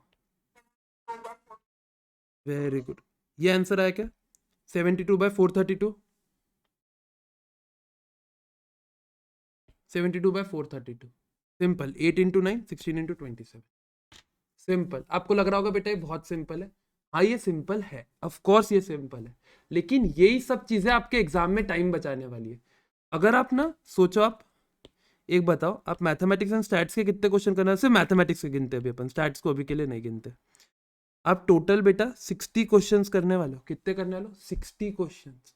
अगर तुमने हर क्वेश्चन में 1 सेकेंड भी, 2-3 सेकेंड भी बचा लिए, 3 सेकेंड भी बचा लिए ना, तो 60 इंटू 3 बेटा तुमने 180 सेकेंड्स बचा लिए। That is approximately 3 minute save करे तुमने। मैं आपको बता रहा हूं, एक एमसीक्यू एग्जाम में 3 मिनट सेव करना मतलब तुम्हारा पास या फेल डिटरमाइन कर लेगा, इतने जरूरी होते हैं टाइम। 3 मिनट तुमने सेव करे हैं। तुम्हें अभी लग रहा होगा सर 3 मिनट क्या होता है, जब पेपर में बैठोगे ना तब समझेगा 3 मिनट क्या होते हैं। 3 मिनट सेव, अगर आप 3 सेकंड भी बचा रहे हो आज आज आप 3 सेकंड भी बचा रहे हो तो आप बहुत आगे जा रहे हो। तो इसीलिए प्लीज ये शॉर्टकट ट्रिक्स पे ध्यान देना। 2-3 बार खुद के कोई भी रैंडम नंबर्स लेके प्रैक्टिस कर लो, शॉर्टकट ट्रिक समझ गई, पेपर में क्वेश्चंस फटाफट होते हैं। ये चीज आप फाइनल तक समझ के चलना, पहले कॉन्सेप्ट बिल्ड करो, कॉन्सेप्ट हो गया कि फिर एग्जाम अप्रोच पे जाओ कि क्वेश्चंस फटाफट कैसे सॉल्व होगे। सीए फाइनल में भी ये होता है, देखो मैं सीए फाइनल पढ़ा रहा हूँ और सीए फाइनल में भी एक बहुत अच्छा सब्जेक्ट है एससीएमपी, में वो पढ़ाता हूँ, ठीक है, one of the toughest subject जिसको स्टूडेंट्स बोलते हैं, लेकिन वो बहुत ईजी है अगर आप कॉन्सेप्ट्स पे ध्यान दोगे। हमेशा समझना कॉन्सेप्ट्स पे फोकस करो, don't go for simply clearing the exam. Exam तो हो जाएगी भाई, अगर सिर्फ रट रट के पास होगे ना बेटा तो वही है, सीए बनकर 5-6 लाख का जॉब करोगे, मतलब है। मेरा एक फ्रेंड है, वो 5th अटेम्प्ट में सीए बना, ठीक है, 5th अटेम्प्ट में सीए बना। बाकी हमारे कुछ दोस्त फर्स्ट अटेम्प्ट में बन गए। हमारे कुछ दोस्त जो लोग फर्स्ट अटेम्प्ट में बने ना बेटा, उनको पैकेज है 10 to 11 lakhs पर एनम। ये फर्स्ट अटेम्प्ट के वालों की बात कर रहा हूँ मैं, फर्स्ट अटेम्प्ट वालों की। और जो मेरा दोस्त 5th अटेम्प्ट में बना है ना, उसको पैकेज मिला है 14 lakhs पर एनम का, फर्स्ट कैंपस प्लेसमेंट 14 lakhs। क्यों मिला होगा? वो मेरे जैसा ही है, कभी भी बेटा लर्न नहीं करता है, वो कॉन्सेप्ट्स पे ध्यान देता है। भले ही उसको 40 आए होगे कोई सब्जेक्ट में, लेकिन उसके कॉन्सेप्ट्स इतने स्ट्रांग है कि आप इंडस्ट्री को आपके मार्क्स से कुछ भी नहीं करना है। सच में इंडस्ट्री को कुछ भी नहीं करना है कि आपको अकाउंट्स में 90 आए कि अकाउंट्स में 80 आए। आप एग्जाम पास कर गए, आप सीए बन गए, हो गया इंडस्ट्री के लिए। आप भी सीए, मैं भी सीए, इंडस्ट्री सेम लेवल पे जज करती है, यार एग्जाम तो क्लियर कर ही ना, चाहे 40 पे करा चाहे 80 पे करा। इंडस्ट्री ये ध्यान देती है कि जो मेरे को कॉन्सेप्ट में इसको पूछ रहा हूँ, इसको सब्जेक्ट के डेप्थ, इन डेप्थ नॉलेज है क्या, इन डेप्थ नॉलेज है क्या। और इन डेप्थ नॉलेज कैसे है कि मैं आपको सच बता रहा हूँ, ये चीज आप अभी से लिख के रख लो, चाहे आप फाउंडेशन में हो, फाइनल में हो, या इंटरमीडिएट में, जहां भी आप अभी पढ़ रहे हो। जो सब्जेक्ट की टीचर्स एक्सपर्ट होते हैं ना, टीचर्स एक्सपर्ट, ये आपको इन डेप्थ नॉलेज देंगे। अब सर टीचर एक्सपर्ट क्या होते हैं बता रहा हूँ। देखो अगर एक फैकल्टी 4 या 5 या 6 सब्जेक्ट ले रहा ना, ट्रस्ट में वो कभी एक्सपर्ट नहीं होगा। I know it's an harsh reality, लेकिन ये सच है। मैं आपको बताता हूँ, फाइनल में अगर आप सीए फाइनल का सर्च करोगे ना, एसएफएम सब्जेक्ट जो सर पढ़ाते हैं, वो सर और कोई सब्जेक्ट नहीं पढ़ाते, एक ही सब्जेक्ट पढ़ाते हैं। या जो लॉ पढ़ाते हैं, वो सर सिर्फ लॉ ही पढ़ाते हैं, एक सब्जेक्ट पे एक्सपर्टीज होती है। और ऐसा भी नहीं कि हर लेवल पे पढ़ाते हैं, हाँ, फाइनल लेवल बस, या फिर इंटरमीडिएट बस। आप लोग स्वप्निल सर का नाम सुना होगा ना आपने, स्वप्निल पाटनी सर। सर ने एक सब्जेक्ट को अपना फोटे बनाया हुआ है, एक सब्जेक्ट को इंटर लेवल पे, एक सब्जेक्ट पे एक्सपर्टीज है सर की। वो कौन सा सब्जेक्ट है पता है? वो है बेटा ITSM, या अब अपन उसको बोलते EISSM। ये सब्जेक्ट है, 10-12 साल से स्वप्निल सर यही सब्जेक्ट 2010 से पढ़ा रहे हैं। एक सब्जेक्ट को सर ने अपने फोटे बनाया है। एक ही सब्जेक्ट को सर 10 सब्जेक्ट लेते क्या? नहीं लेते। क्यों? सर ने एक सब्जेक्ट को अपना स्ट्रॉन्ग फोटे बनाया हुआ है कि भाई मैं ये ही एक सब्जेक्ट पढ़ाऊंगा और एकदम स्ट्रॉन्ग करूंगा। एक ही सब्जेक्ट में दिन भर रिसर्च, एनालिसिस, शॉर्टकट्स, स्टूडेंट्स को और अच्छे से कैसे समझाए, एक्सप्लेनेशन, वो सब के लिए बेटा एक सब्जेक्ट ही इनफ है। ट्रस्ट मी, मैं फाइनल में एक सब्जेक्ट पढ़ा रहा हूँ, मैं बता रहा हूँ। अगर आप एक सब्जेक्ट, ये चीज पे ध्यान देना, ऑलवेज गो फॉर टीचर्स, जो भी आप जब भी आप लाइफ में कोई भी सब्जेक्ट के टीचर्स लोगे, जो सब्जेक्ट स्पेसिफिक एक्सपर्ट हो। डोंट गो फॉर ऐसे टीचर जो 4-5 सब्जेक्ट पढ़ा रहे हैं, वर्थ ही नहीं है आपके लिए, क्योंकि वो सिर्फ एग्जाम ओरिएंटेड पढ़ाएंगे, जो कि अपने को पढ़ना नहीं है। अपने को एग्जाम ओरिएंटेड से ज्यादा लाइफ ओरिएंटेड पढ़े। सीए सब लोग आप लोग इसीलिए बन रहे ना कि अर्न करोगे। मेरे को सच बताओ, कोई ऐसा है क्या जो समाज सेवा के लिए सीए बन रहा? अपन सब सीए इसीलिए बन रहे ना कि अर्न करना है। मेरे को बताओ, सबको अर्न करना है कि नहीं करना है? अपन सब यही चाह रहे हैं ना कि आगे मर्सिडीज हो, BMW हो अपने पास, है कि नहीं बताओ? सब इसीलिए सीए बन रहे हैं। तो बेटा ध्यान देना, always go for a subject expert. जो सब्जेक्ट, जो फैकल्टी सिर्फ वो सब्जेक्ट पढ़ा रहा है, गो फॉर दैट। जैसे एक सब्जेक्ट फाउंडेशन में, ओके, लेकिन एक सब्जेक्ट आप फाउंडेशन में ले रहे हो, 2-3 सब्जेक्ट आप सीए फाइनल में ले रहे हो, आप CS में ले रहे हो, सीए में ले रहे हो, हर जगह ले रहे हो, तो तकलीफ हो जाएगी। CMA में ले रहे हो, आपकी हालत खराब होने वाली है। इससे स्वप्निल सर इसका सबसे बड़ा एग्जाम्पल है, या फिर एक प्रवीण शर्मा सर है, या आप लोग को तो नाम पता होगा भंवर सर का, भंवर बोराना सर। सर सिर्फ DT पढ़ाते हैं, डायरेक्ट टैक्स, सिर्फ डायरेक्ट टैक्स पढ़ाते हैं। अब क्योंकि डायरेक्ट टैक्स सेम है फाइनल और इंटर पे, मतलब इंटर लेवल का इतना है तो डायरेक्ट टैक्स फाइनल लेवल का इतना, इंटर का उसके इंक्लूसिव है, तो इंटर का पढ़ाना ही पड़ता है एनीवे फाइनल का पढ़ाने को। तो बस इसीलिए भंवर सर इंटर लेते हैं और फाइनल लेते हैं, और सिर्फ एक subject, that is direct tax. क्यों? क्योंकि सर एक सब्जेक्ट स्पेशलाइज कर, ऑलवेज रिमेंबर, एक ही चीज स्पेशलाइज करो। स्पेशलाइज कैसे होगी बेटा? पहले कॉन्सेप्ट ध्यान दो। आप लोग अगर कॉन्सेप्ट्स पे ध्यान नहीं दोगे ना, नहीं होने वाला। सीए तो बन जाओगे, लेकिन फिर लाइफ में वही है कि भाई अर्न करने के लिए स्ट्रगल करोगे। ठीक है, चलिए, ये थोड़ा बात हो गई। अब डिवीजन पे ध्यान देते हैं। डिवीजन क्या होता है पता है बेटा? डिवीजन बहुत सिंपल है, division of fractions. Division of fractions very simple, बहुत इजी। ध्यान देना division of fractions. Division of fraction क्या होता है? आपको मल्टीप्लिकेशन समझा? हाँ, समझो। अगर मैं आपको बोल रहा हूँ 2/3, एक सेकेंड, 2/3 डिवाइडेड बाय 3/4, अगर आपको ऐसा बोला गया, क्या बोला गया? 2/3 डिवाइडेड बाय 3/4 अगर आपको बोला गया, तो क्या करने का पता है? डिवीजन में शॉर्टकट, पहले वाले नंबर को तो वैसे ही लिखने का। हाँ सर, ये डिवाइड की जगह मल्टीप्लाई लिख दो। क्या लिख दो? मल्टीप्लाई। और ये जो 3/4 है ना बेटा, इसको उल्टा कर दो, इसको लिख दो 4/3। सिंपल। मतलब सर आप क्या बोल रहे हो? A डिवाइडेड बाय अगर B रहा, तो A × 1/B कर दो, उसको उल्टा कर दो। हाँ, वही बोल रहा हूं मैं। ये साइन चेंज करने के लिए मल्टीप्लाई कर दिया और इसको उल्टा कर दिया। चलो अब मेरे को फटाफट दो दो सोल्व करके बताओ।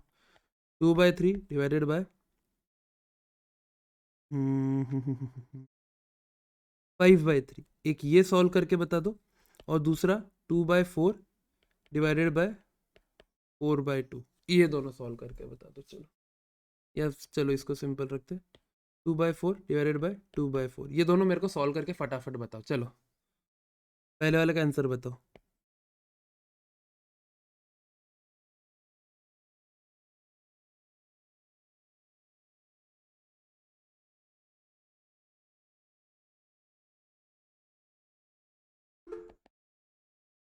चलो, चलो अपन चेक कर लेते हैं आंसर आ गया किसी का। स्टाइल,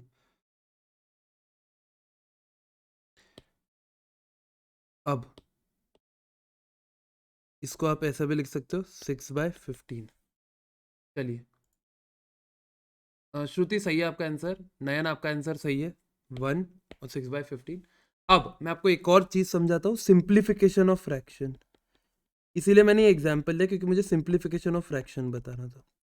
क्या बताना? सिंप्लीफिकेशन ऑफ फ्रैक्शन समझाना था। अभी ध्यान दो सिंप्लीफिकेशन ऑफ फ्रैक्शन क्या होता है, ध्यान देना। सिंप्लीफिकेशन ऑफ फ्रैक्शंस क्या होता है, सिंप्लीफिकेशन ऑफ फ्रैक्शंस क्यों जानना जरूरी है। 6/15 आंसर लिख लिया होगा आप लोगों ने। यस सर, 6/15 लिख लिया। अब क्या आप ध्यान देना, सबसे पहले मैं सिंप्लीफिकेशन के लिए क्या करता हूं, सिंप्लीफिकेशन का मतलब क्या होता है, दोनों न्यूमरेटर और डिनोमिनेटर एक कॉमन नंबर से डिवाइड हो जाने चाहिए। न्यूमरेटर और डिनोमिनेटर दोनों, ध्यान रखना दोनों प्लीज। मैंने एक स्टूडेंट को पिछले बार बोला था कि डिवाइड सिंप्लीफिकेशन, तो उसने क्या किया, 4 समझ लो 7 है, तो उसने इसको लिखा 4 1 जार 7 1 जार, तो आंसर 1 आता सर। ओ प्रभु प्लीज ऐसा नहीं होता, प्लीज ऐसा नहीं होता, कॉमन सेम नंबर से दोनों चाहिए। तो इस केस में जैसे फॉर एग्जाम्पल 3, और इसके लिए ट्रिक है, सबसे पहले 2 से चेक करने का, मैं आपको बता रहा हूँ। 2 3 5 7 यहां तक चेक कर लो, ज्यादा से ज्यादा जरूरत पड़ी तो 11 से चेक कर लेना, इसके आगे यूजुअली नहीं होता। 13 वर्टीन एक आध बार रहा तो रहा, ठीक है, 13 वर्टीन एक आध बार रहा तो रहा, सिंपल। 2 3 5 7 11 13 सिंपल। अब सबसे पहले 2 से चेक कर लो, क्या 6 2 से डिविजिबल है? Yes sir. क्या 15 2 से डिविजिबल है? अरे नहीं सर, तो 2 तो नहीं होगा। अब अपन 3 चेक करते हैं, क्या चेक करते हैं? 3 चेक करते हैं। क्या 3 6 से, क्या 6 3 से डिविजिबल है? Yes sir. क्या 15 6 3 से डिविजिबल है? Yes sir. तो डिवाइड कर दो इनको, चलो डिवाइड करो। 3 2 जार 3 5 जार, मतलब इसको ऐसा लिख सकते हो ना, 6 को 6 डिवाइडेड बाय 3 क्या होता है बेटा? 2 होता है। हाँ सर। 15 डिवाइडेड बाय 3 क्या होता है सर? 5 होता है, तो आंसर 2/5। आपको सिंप्लीफिकेशन समझा के मेरे को एक चीज बताओ, कितने लोगों को सिंप्लीफिकेशन समझा?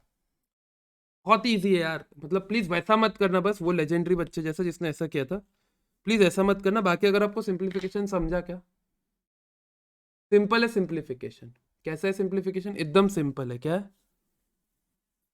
सिंपल है सिंप्लीफिकेशन। चलिए अब, तो अपन ने क्या चीजें पढ़ी सर? मल्टीप्लीकेशन डिवीजन, और मल्टीप्लीकेशन डिवीजन हो गया, और सब्ट्रैक्शन एडिशन ऑन फ्रैक्शंस, ये चारों चीजें पढ़ ली।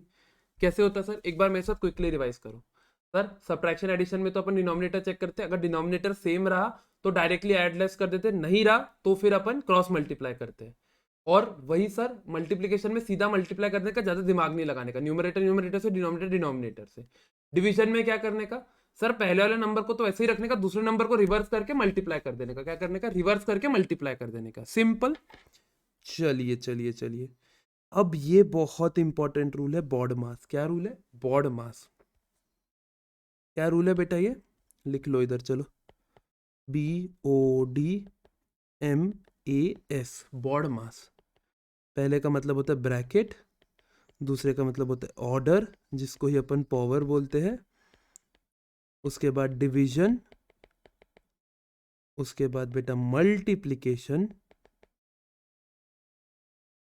उसके बाद एडिशन, और लास्ट में सब्ट्रैक्शन। अच्छा सर, ये तो फुल फॉर्म समझा दिया सर, इसको एक्सप्लेन भी कर दो। एक्सप्लेन कर देते, लिखने की जरूरत नहीं है, मैंने जानबूझ के एक बड़ा सा एग्जाम्पल कोट करा हुआ है, ये एग्जाम्पल ही मैंने कोट कर दिया, तुम्हें ज्यादा लिखने की जरूरत ही नहीं, सिंपल सा एग्जाम्पल ही कोट कर दिया। सबसे पहले क्या आता है बॉड मास में? ये रूल है, आपको सॉल्व कैसे करना है। क्योंकि अगर ये क्वेश्चन आया, ये क्वेश्चन आया तो यार सर पहले ऐड करेंगे, नहीं सर पहले तो माइनस कर देंगे, नहीं सर पहले मल्टीप्लाई होगा, नहीं सर पहले डिवाइड होगा। कंफ्यूजन खत्म करने के लिए एक स्टैंडर्ड अप्रोच लाया गया, जिसको बोलते बॉड मास। क्या बोलते? बॉड मास, कि भाई यही ऑर्डर में सॉल्व होगा। क्या होगा? यही ऑर्डर में सॉल्व होगा। जैसे अपने सीए में है ना, पहले फाउंडेशन, फिर इंटरमीडिएट, फिर आर्टिकलशिप, फिर फाइनल। ऐसा भी कर सकते थे इंस्टीट्यूट, बेटा फाउंडेशन दे, आर्टिकलशिप स्टार्ट हो जा, इंटरमीडिएट और फाइनल बाद में करना, पहले ऐसा होता था। क्यों इंस्टीट्यूट ने चेंज किया? क्योंकि एक स्टैंडर्डाइज अप्रोच रहे। क्या रहे? एक स्टैंडर्डाइज अप्रोच रहे। तो एक स्टैंडर्डाइज अप्रोच क्या होता है? बॉड मास उसका एग्जाम्पल है, कि आपको बड़ा सा इक्वेशन किस ऑर्डर में सॉल्व करना है, पहले क्या आएगा, बाद में क्या आएगा, नेक्स्ट क्या आएगा, ध्यान देना। एज द नेम सजेस्ट, सबसे पहले बी से ब्रैकेट, क्या करना? ब्रैकेट ओपन करना। आइए इस क्वेश्चन में 36 divided by 6 into 3 plus 2 square minus 3/5, ऐसे क्वेश्चन आप इंस्टा पे बहुत देखते होंगे। Solve if you are a genius, वो सब फालतू के, अपने को समझ जाता कैसे सॉल्व करना, अपन चार्टर्ड अकाउंटेंट बन रहे, ये आना ही चाहिए। ठीक है, ये आना ही चाहिए। काफी लोग पूछते सर मैथमेटिक्स बेसिक्स क्यों आना चाहिए? बेटा जब क्लाइंट की बैलेंस शीट फाइल करोगे ना, उसमें ऐसे इक्वेशंस आएंगे, क्लाइंट को क्या बोलोगे कि ये तो मेरे को आता ही नहीं। क्लाइंट किस बेसिस पे तुमको लाखों रुपए देगा साइन के? एक साइन के 10 15 20 25 30 हजार क्यों देगा क्लाइंट, अगर तुम्हें बेसिक्स ही नहीं आते हैं तो? ये बन के कमानी है ना मर्सिडीज। यहाँ ध्यान दो अभी, देखिए सबसे पहले ब्रैकेट, सबसे फर्स्ट है ब्रैकेट। ब्रैकेट पे ध्यान देना, ब्रैकेट। सबसे पहले ब्रैकेट ओपन करो। ब्रैकेट में क्या है बेटा? 3+5 है। तो पहली स्टेप क्या आई? ब्रैकेट ओपन किया, 3+5। बेटा पूरा एग्जाम्पल कोट है, आप लोग नोट्स देखोगे आपको समझ जाएगा, इधर अभी ध्यान देना। 3+5 8, ब्रैकेट के बाहर क्या है? 8 आया, तो सबसे पहले 8 लिख दिया। 8 के बाहर माइनस है तो -8। ठीक है, ब्रैकेट, उसके बाद ओ से ना ऑर्डर लिखा हुआ है, इसी को अपन पावर बोलते। 2⁵, 3⁵7। अभी समझो अपन पावर सॉल्व करते, पावर क्या होता डिटेल में, पूरा पावर का एक एक पोस्टमार्टम अपन करने वाले आपके एक चैप्टर में, जो कि इंडाइसेस, जो कि है चैप्टर नंबर 1 में ही, थर्ड सॉरी थर्ड थर्ड वो है, थर्ड यूनिट इंडाइसेस। क्या है? थर्ड यूनिट है इंडाइसेस। उसमें अपन डिटेल में एक एक चीज समझेंगे, एक एक लेयर कवर करेंगे। क्या है? इंडाइसेस की। ध्यान देते हैं अपन। अब क्या है? सबसे पहला सर 3+5 8 आपने लिख दिया। उसके बाद अपन पावर सॉल्व करते, 2⁵2। बेसिकली इसका मतलब क्या होता है? 2 × 2। 2⁵2 का मतलब क्या होता है? 2⁵2 का 2 × 2। सर 5⁴ का मतलब बेटा सिंपल है, 5 × 5 × 5 × 5। बेसिकली ये जो 5⁴ का मतलब 5 × 5 × 5 × 5 ध्यान दो, ये जो नंबर होता है रेशियो पावर का मतलब है वो नंबर उससे कितनी बार मल्टीप्लाई होगा। 1 2 3 और ये एक 4, टोटल 4 बार वो नंबर लिखने का, 1 2 3 4। 5⁴ का मतलब क्या था? 5 × 5 × 5 × 5। वैसे ही 10⁶6 का मतलब क्या होगा बताओ? 10 × 10 × 10 × 10 × 10 1 2 3 4 5 और ये 6 बार 10⁶6 होगा। समझा? ये मैंने बहुत बेसिक्स में बताया, अपन इसके बारे में डिटेल में जो आपका इंडाइसेस चैप्टर है उसमें पढ़ने वाले, तो इतना स्ट्रेस मत लो इस चीज़ का, आराम से हो जाएगा ये कवर। चलिए अब उसके बाद पावर सॉल्व करिए, तो अगली स्टेप में पावर सॉल्व कर लिया, बाकी का फ्रैक्शन वैसे का वैसा ही है, उसको चेंज नहीं कर रहा हूँ मैं। तो अगली स्टेप में क्या होगा? 2⁵2 जो कि हो गया 4। क्या हो गया? 4 हो गया। अब ब्रैकेट हो गया, ऑर्डर हो गया। अब बॉर्ड, डी से क्या होता है बेटा? डी से होता है डिवीजन। क्या होता है? डिवीजन, मतलब डिवाइड करना। क्या करना? डिवाइड करना। तो डिवाइड करो, इसमें डिवीजन का है बताओ? सर ये है ना 36/6। 36/6। सर दिख तो रहा है डिवीजन 36/6 का, दिख तो रहा है सर 36/6 का। तो 36/6 क्या होता है सर? सर 6 होता है। तो अपन ने अगली स्टेप डिवीजन की फॉलो करी। क्या करी? डिवीजन की स्टेप फॉलो करी। BOD, एम, एम से मल्टीप्लीकेशन। अगली स्टेप क्या आएगी? सर मल्टीप्लीकेशन की आएंगी। तो मल्टीप्लीकेशन कहाँ है? ये देखिए, हाँ सर है ना। तो 36/6 6 आ गया, 6 को मल्टीप्लाई किया 3 से तो 18 आ गया। क्या आ गया? 18 आ गया। अब उसके बाद एडिशन और सब्ट्रैक्शन। अब एडिशन का है सर 18+4 दिख रहा है ना, ये दोनों का मल्टीप्लीकेशन करा 18 आया, उसमें 4 ऐड कर दो प्रभु। 18+4 22, 22 में से 8 गया तो 14 बचा। समझा क्या ये चीज? सिंपल। ऑर्डर क्या है? ऑर्डर सर सिंपल है, ऑर्डर है BODMAS ब्रैकेट ऑर्डर। ऑर्डर कोई पावर बोलते, BOD, डी से डिवीजन, एम से मल्टीप्लीकेशन, ए से एडिशन, एस से सब्ट्रैक्शन। चलो एक क्वेश्चन कर लो, चलो।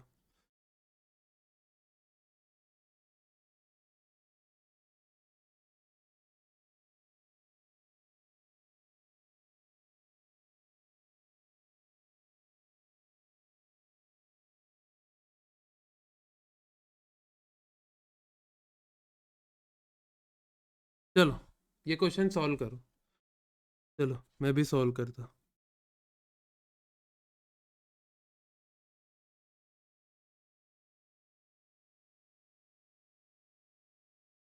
सॉल्व करो जल्दी।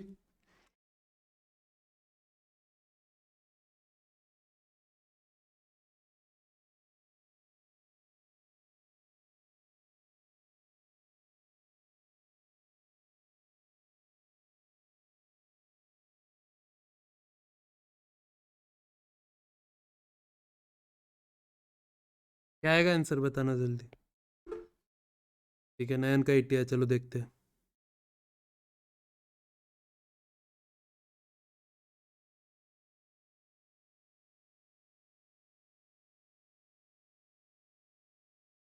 एट्टी आंसर कितने लोगों का है? 80 आंसर कितने लोगों का है बताओ। 80 आंसर कितने लोगों का आया? 80 आंसर कितने लोगों का आया? समझा सबको? सबसे पहले आप लोगों ने क्या किया होगा? सर ब्रैकेट सॉल्व किया, कलर चेंज कर लेते। 80, वेरी गुड संजय। सबसे पहले ब्रैकेट सॉल्व किया, हाँ सर। 6 × 2 कितना होता? 12 होता। बाहर माइनस है तो -12 लिख दिया, ब्रैकेट सॉल्व हो गया। BO, ओ से ऑर्डर, यहाँ कोई पावर है क्या ऑर्डर वाली? नहीं सर, कुछ भी नहीं है, तो वो हटा दिया। फिर उसके बाद डी से क्या है? डिवीजन आया। सर ये 4/2 दिख रहा ना, तो वही लिखा 4/2 करके 2 कर दिया। फिर BOD, एम से मल्टीप्लीकेशन, 25 × 2 मल्टीप्लाई कर दिया, जो कि होता है 50। फिर BODMA, ए से एडिशन किया, 50 + 42 वो होता है 92। Yes sir. और उसमें से 12 माइनस कर दिया, लास्ट में सब्ट्रैक्शन, तो आंसर है 80। कितने लोगों को समझा? ये सिंपल सा बॉड मास समझ गया? बहुत ही ईजी है। देखो आज की बेसिक सी क्लासेस में कुछ ज्यादा ब्रेन नहीं लगना है, लेकिन ये आपको बाकी सब जगह बहुत हेल्प करेगा। हर चैप्टर में कहीं ना कहीं हेल्प करेगा। इक्वेशन चैप्टर में आ गई ऐसी इक्वेशन, तो इक्वेशन चैप्टर में काम करने वाला है, तो ये आपको हर चैप्टर में कहीं ना कहीं थोड़ा बहुत काम करेगा। ठीक है, चलिए अब अपन ध्यान देते अदर बेसिक प्रॉपर्टीज। ये तो सब आपको लर्न ही करनी है, इसमें कुछ समझाने लायक है ही नहीं। ये बेसिकली बेटा आपको लर्न करनी है। मैं ज्यादा चीजें लर्न करने को बोलता नहीं हूँ, लेकिन ये प्लीज प्रॉपर्टीज, ये 1 2 3 4 5, ये 5 प्रॉपर्टीज प्लीज लर्न कर लेना। जिसमें भी इंस्टीट्यूट की फेवरेट पता है कौन सी है आपको? बताता हूँ, मैं हाईलाइट कर रहा हूँ उसको, एक सेकेंड। ये वाली है ICAI की favourite, A² - B² = A+B × A-B। ये इंस्टीट्यूट की फेवरेट प्रॉपर्टी है, जो इंस्टीट्यूट पूछता ही पूछता है। ये प्रॉपर्टी प्लीज अच्छे से याद कर लेना, ये पांचों। क्या है, एक बार अपन मेरे साथ बोल लेते। A+B² = A² + B² + 2AB। Yes sir. अब सर ये A-B² रहा, तो दिमाग नहीं लगाने का। A² सेम होता, B² सेम होता, सिर्फ 2AB की जगह -2AB आ जाता, खत्म। A-B² क्या होता? A² - 2AB + B²। A² - B² very important property, please ये LDR प्रॉपर्टी ये समझो। A² - B² क्या होता है? कुछ नहीं सर, A+B × A-B मल्टीप्लाई कर देने का। क्या कर देने का? A+B × A-B मल्टीप्लाई कर देने का। क्या कर देने का? A+B × A-B। मैं इसको डेरिवेशन बता देता हूँ। मैं क्या बोल रहा हूँ? A+B × A-B मल्टीप्लाई कर देने। अब मल्टीप्लीकेशन कैसे होगा बता रहा हूँ, ध्यान देना। A की वैल्यू मान लो 4 और B की वैल्यू मान लो 2। B की वैल्यू अभी के लिए मान लो 2, सिंपल करने के लिए।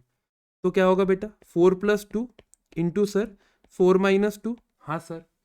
तो ये क्या होगा? 6 × 2 दैट इज 12 आना चाहिए आंसर। हाँ सर, ये आना चाहिए। अब सर आप बोल रहे हो इसकी वैल्यू तो होगी A² - B² के बराबर। हाँ सर, तो ध्यान देते। A² मतलब 4 का स्क्वायर माइनस B मतलब 2 का स्क्वायर। वापिस क्या आएगा? वापिस बॉड मास रूल आएगा, ब्रैकेट है नहीं, ऑर्डर। सबसे पहले अपन ऑर्डर सॉल्व करेंगे, मतलब पावर सॉल्व करेंगे। इसीलिए मैंने पहले बॉड मास पढ़ा, फिर ये गया। समझो, सबसे पहले अपन पावर सॉल्व करेंगे, तो क्या होगी पावर?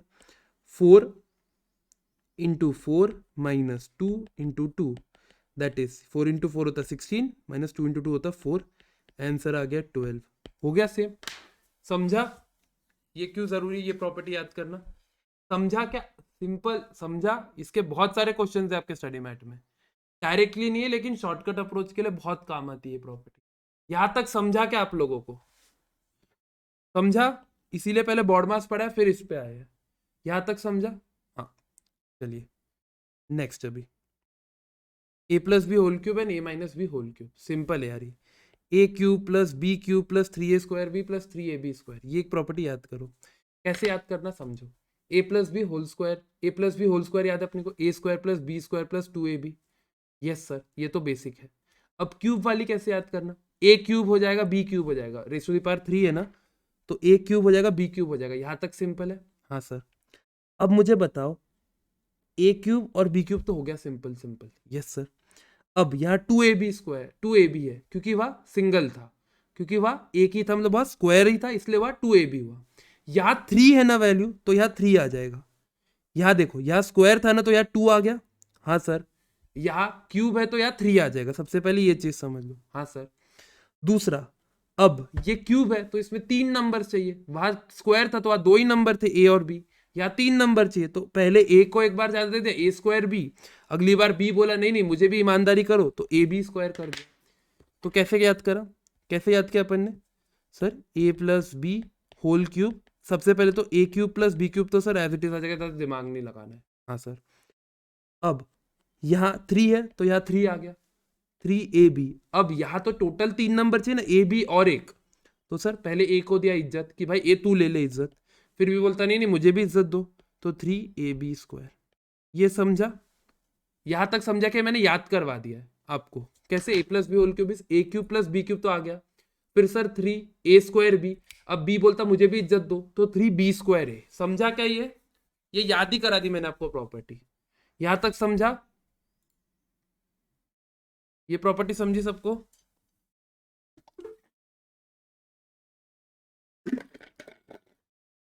अब अगली, a-b होल क्यूब। ये चीज समझते हैं, a-b होल क्यूब।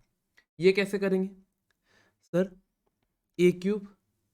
अब सर माइनस है तो यहाँ -b³ आ जाएगा, दिमाग नहीं लगाने का, -b³ आ जाएगा। हाँ सर। अब क्या होता है, b देखो नेगेटिव आदमी है, पहले a तो काफी पॉजिटिव है, तो a तो 3a² b में मान गया। b नेगेटिव आदमी है, क्या है b नेगेटिव आदमी है, और जब नेगेटिव आता है तो ये भी नेगेटिव हो जाएगा। ध्यान देना, -3ab²। ये उधर, ये देखिए, सॉरी ये यहाँ होगा, ये पॉजिटिव आएगा, सॉरी ये उल्टा लिख दिया मैंने। ये होगा -3a²b + 3ab²। ये हो गई ये प्रॉपर्टी, मैंने उल्टी लिख दी थी पहले, ये देखे, ये ध्यान दीजिए, प्रॉपर्टी पे ध्यान देना। ठीक है, सिंपल प्रॉपर्टी। इसको मैं एक बार फिर से लिख देता हूँ आपके लिए, ध्यान देना इधर प्रॉपर्टी पे। एक सेकेंड रुको, हाँ 1 सेकेंड बस। हाँ वो गलत लिखे प्रॉपर्टी, नोट्स अपडेट कर दो।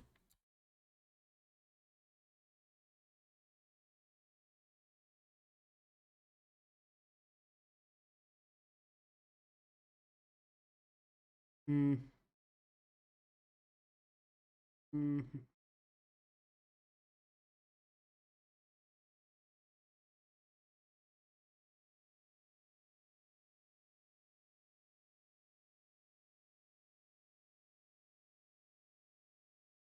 चलिए रेडी। वो प्रॉपर्टी बस उल्टी लिख दी थी मैंने, उसको ठीक से लिख देना।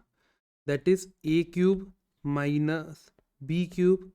ठीक है, a³ - b³ +3ab²। जब b² होता तब वो पॉजिटिव आएगा, -3a²b। a²b आया नेगेटिव आएगा। ठीक है, ये चीज समझो, ये याद कैसे करना है मैं वो बता दे रहा हूँ। सिर्फ ये एक प्रॉपर्टी आपको याद करनी है, a³ - b³ की। सिर्फ a³ - b³ की प्रॉपर्टी याद करनी है। क्या करनी है? a³ - b³ की प्रॉपर्टी याद करनी है, sorry a³ - b³ a - b whole cube की।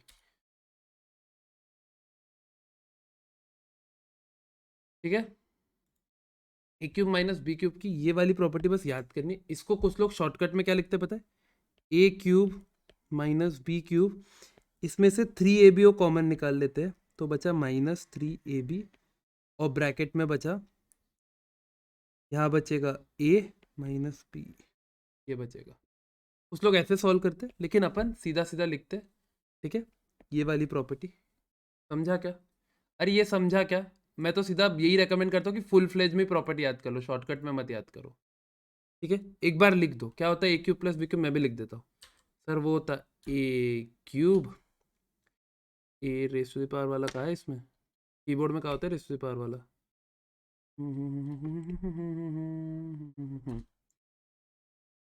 a³ - b³ -3a² b +3ab²। Property एक बार लिख दो, देखो मैंने भी लिख दी। चलो एक बार मेरे साथ प्रॉपर्टी लिख दो, अगर एक बार लिख दोगे तो चीजें याद हो जाएगी हमेशा के लिए, लिख लो। चलो एक बार प्रॉपर्टी लिख लो, ठीक है। ये एक प्रॉपर्टी इंपॉर्टेंट है, दो प्रॉपर्टीज जो आपको थोड़ी ध्यान रखनी, थोड़ी याद करनी है, बाकी तो सब इजीली याद हो जाएगा, ठीक है। ये वाले इधर थोड़ा रॉन्ग लिखा हो, इसको थोड़ा सा चेंज कर लेना, मैं यहाँ ही चेंज कर देता हूँ, आप लोग आपके नोट्स में अपडेट कर लेना।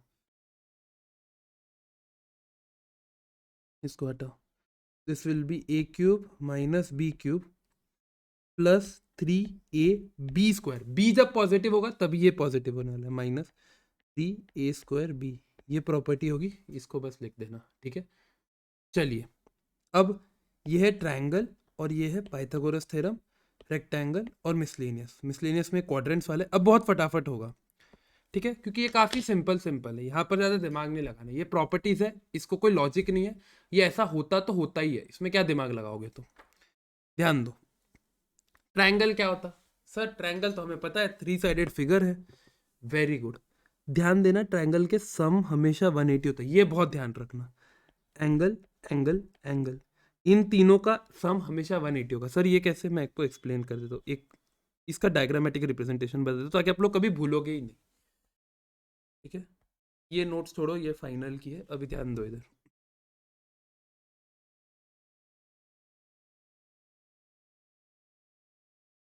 सिर्फ ये एक डायग्राम समझ लो, तुम्हें सम ऑफ एंगल हमेशा के लिए समझ जाएगा। ये एक ट्रायंगल है, ये एक ट्रायंगल है कि नहीं है, ये चीज़ बताओ। हाँ सर ये तो ट्रायंगल है, सिंपल, कोई दिमाग नहीं लगाना है। अब मुझे बताओ, यही सेम रेड वाली लाइन को मैंने ऐसा खींचा था, हाँ सर। अगर मैं यही सेम रेड वाली लाइन, अरे यार ये ऐसी आ रही क्यों रही है, ये ऐसे के जगह अगर मैं इसको ड्रैग करके ऐसा कर दूँ, यही सेम लाइन है, इसको मैं बस ड्रैग करके ऐसा कर रहा हूँ, हाँ सर कर तो सकते हो। तो ये जो लाल वाली लाइन है इसको मैंने ऐसा लेटा दिया, क्या कर ऐसा लेटा दिया। अब ये जो ब्लू वाली लाइन है ये मैंने कैसे खींची थी? सर ये आपने ऐसी खींची थी, तो आप इसको भी ऐसा लेटा सकते हो, इसको जिसको आपने ऐसा खींचा था इसको भी सर आप ऐसा लेटा सकते हो। हाँ सर लेटा तो सकता ही हूँ मैं।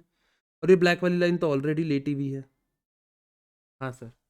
अब ये तीनों लाइन स्ट्रेट है, और जब भी ऐसा एंगल होता है जो अंपायर वाइड बॉल देता है ना क्रिकेट मैच में, इसको 180 डिग्री होता है। क्या होता है? 180 डिग्री होता है। तो आपको समझा, मैंने सिर्फ ये लाइन टेढ़ी करी, ये लाइन टेढ़ी करी, मतलब ये वाला एंगल ऐसा कर दिया, ये वाला एंगल ऐसा कर दिया।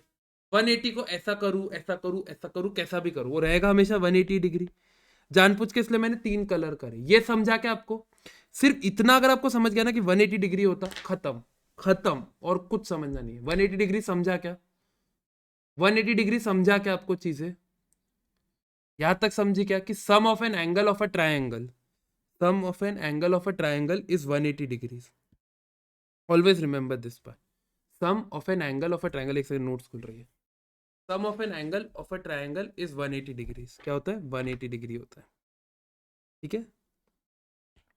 अब अगर एक ट्रायंगल में बेटा सारी साइड सेम रही ना, तीनों साइड की लेंथ सेम रही, जैसे ये 5 सेंटीमीटर, ये 5 सेंटीमीटर, ये 5 सेंटीमीटर, अगर तीनों साइड की लेंथ सेम रही तो उसको बोलते इक्विलैटरल ट्रायंगल।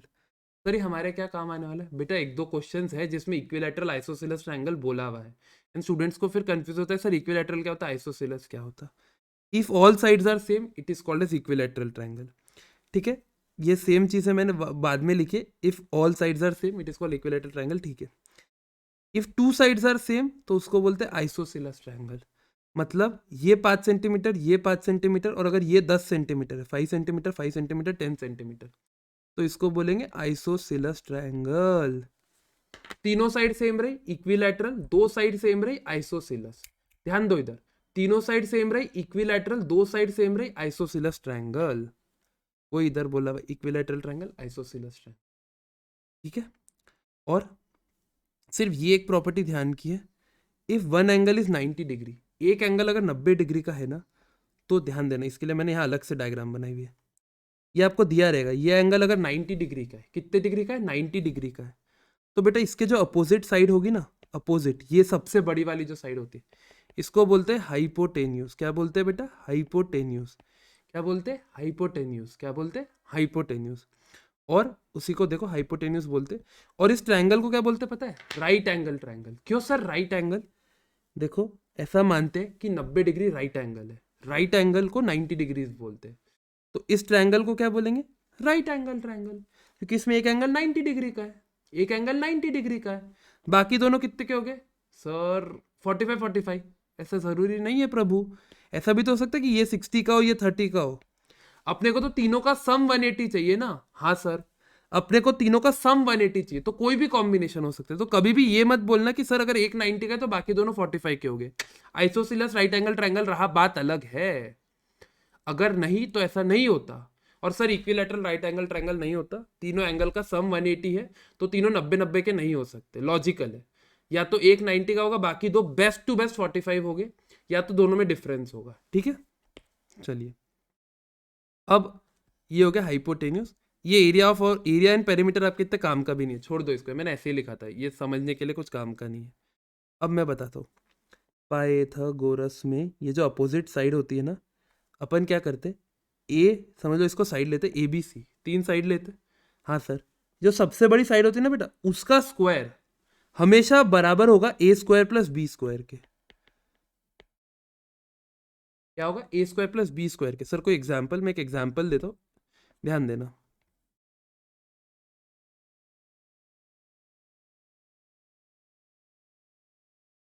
ठीक है, ये एक राइट एंगल ट्रायंगल है। हाँ सर, ए बी सी, अभी के लिए समझो कि ए वाली साइड 4 सेंटीमीटर की, कितने सेंटीमीटर की, 4 सेंटीमीटर। सी वाली 3 सेंटीमीटर की है। ये राइट एंगल ट्रायंगल है, तो इसके अपोजिट साइड मतलब सी हाइपोटेनियस होगी। तो सी की वैल्यू क्या होगी, आपको क्वेश्चन में पूछेगा, बताओ सी की वैल्यू क्या होगी। सर आपने अभी बोला सी स्क्वायर की वैल्यू बराबर होती है A square plus B square के, वेरी गुड। तो सी स्क्वायर की वैल्यू होगी ए स्क्वायर दैट इज 4 का square plus B square that is 3 का स्क्वायर। तो 4 इंटू 4 होता है सर 16, प्लस 3 इंटू 3 होता है 9। तो सर 25 होगी सी स्क्वायर की वैल्यू।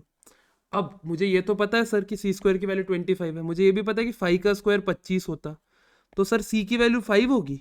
वेरी गुड, यहाँ तक समझा, सी की वैल्यू 5 कैसे, 5 स्क्वायर 25 के बराबर होते हैं, तो अपने को पता ही है 1 से लेकर 5 तक के तो स्क्वायर याद है ना, 1 का स्क्वायर लिख लो, 1 का स्क्वायर 1, 2 का स्क्वायर 4, 3 का स्क्वायर 9, 4 का स्क्वायर 16, 5 का स्क्वायर 25, सॉरी 25, 5 का स्क्वायर 25। ये तक याद है? हाँ सर ये याद है, यहाँ तक का याद है सिंपल। हाँ सर यहाँ तक का सिंपली याद है, यहाँ तक का कुछ दिमाग नहीं लगाना है, यहाँ तक का समझा। हाँ सर, तो इसकी वैल्यू सर मतलब 5 आएगी, वेरी गुड। इसकी वैल्यू क्या आएगी बेटा, 5 आएगी। क्या आएगी इसकी वैल्यू, 5 आएगी। मैं स्टिकर है क्या इसमें, Pythagoras Pythagoras,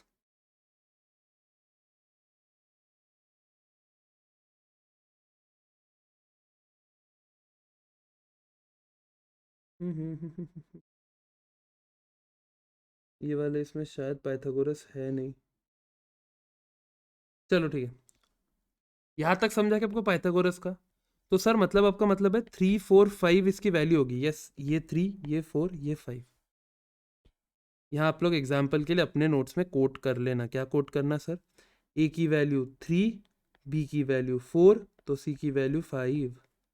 3 square plus 4 square is equal to 5 square करना। यहाँ तक समझा क्या पाइथागोरस थ्योरम, सिंपल।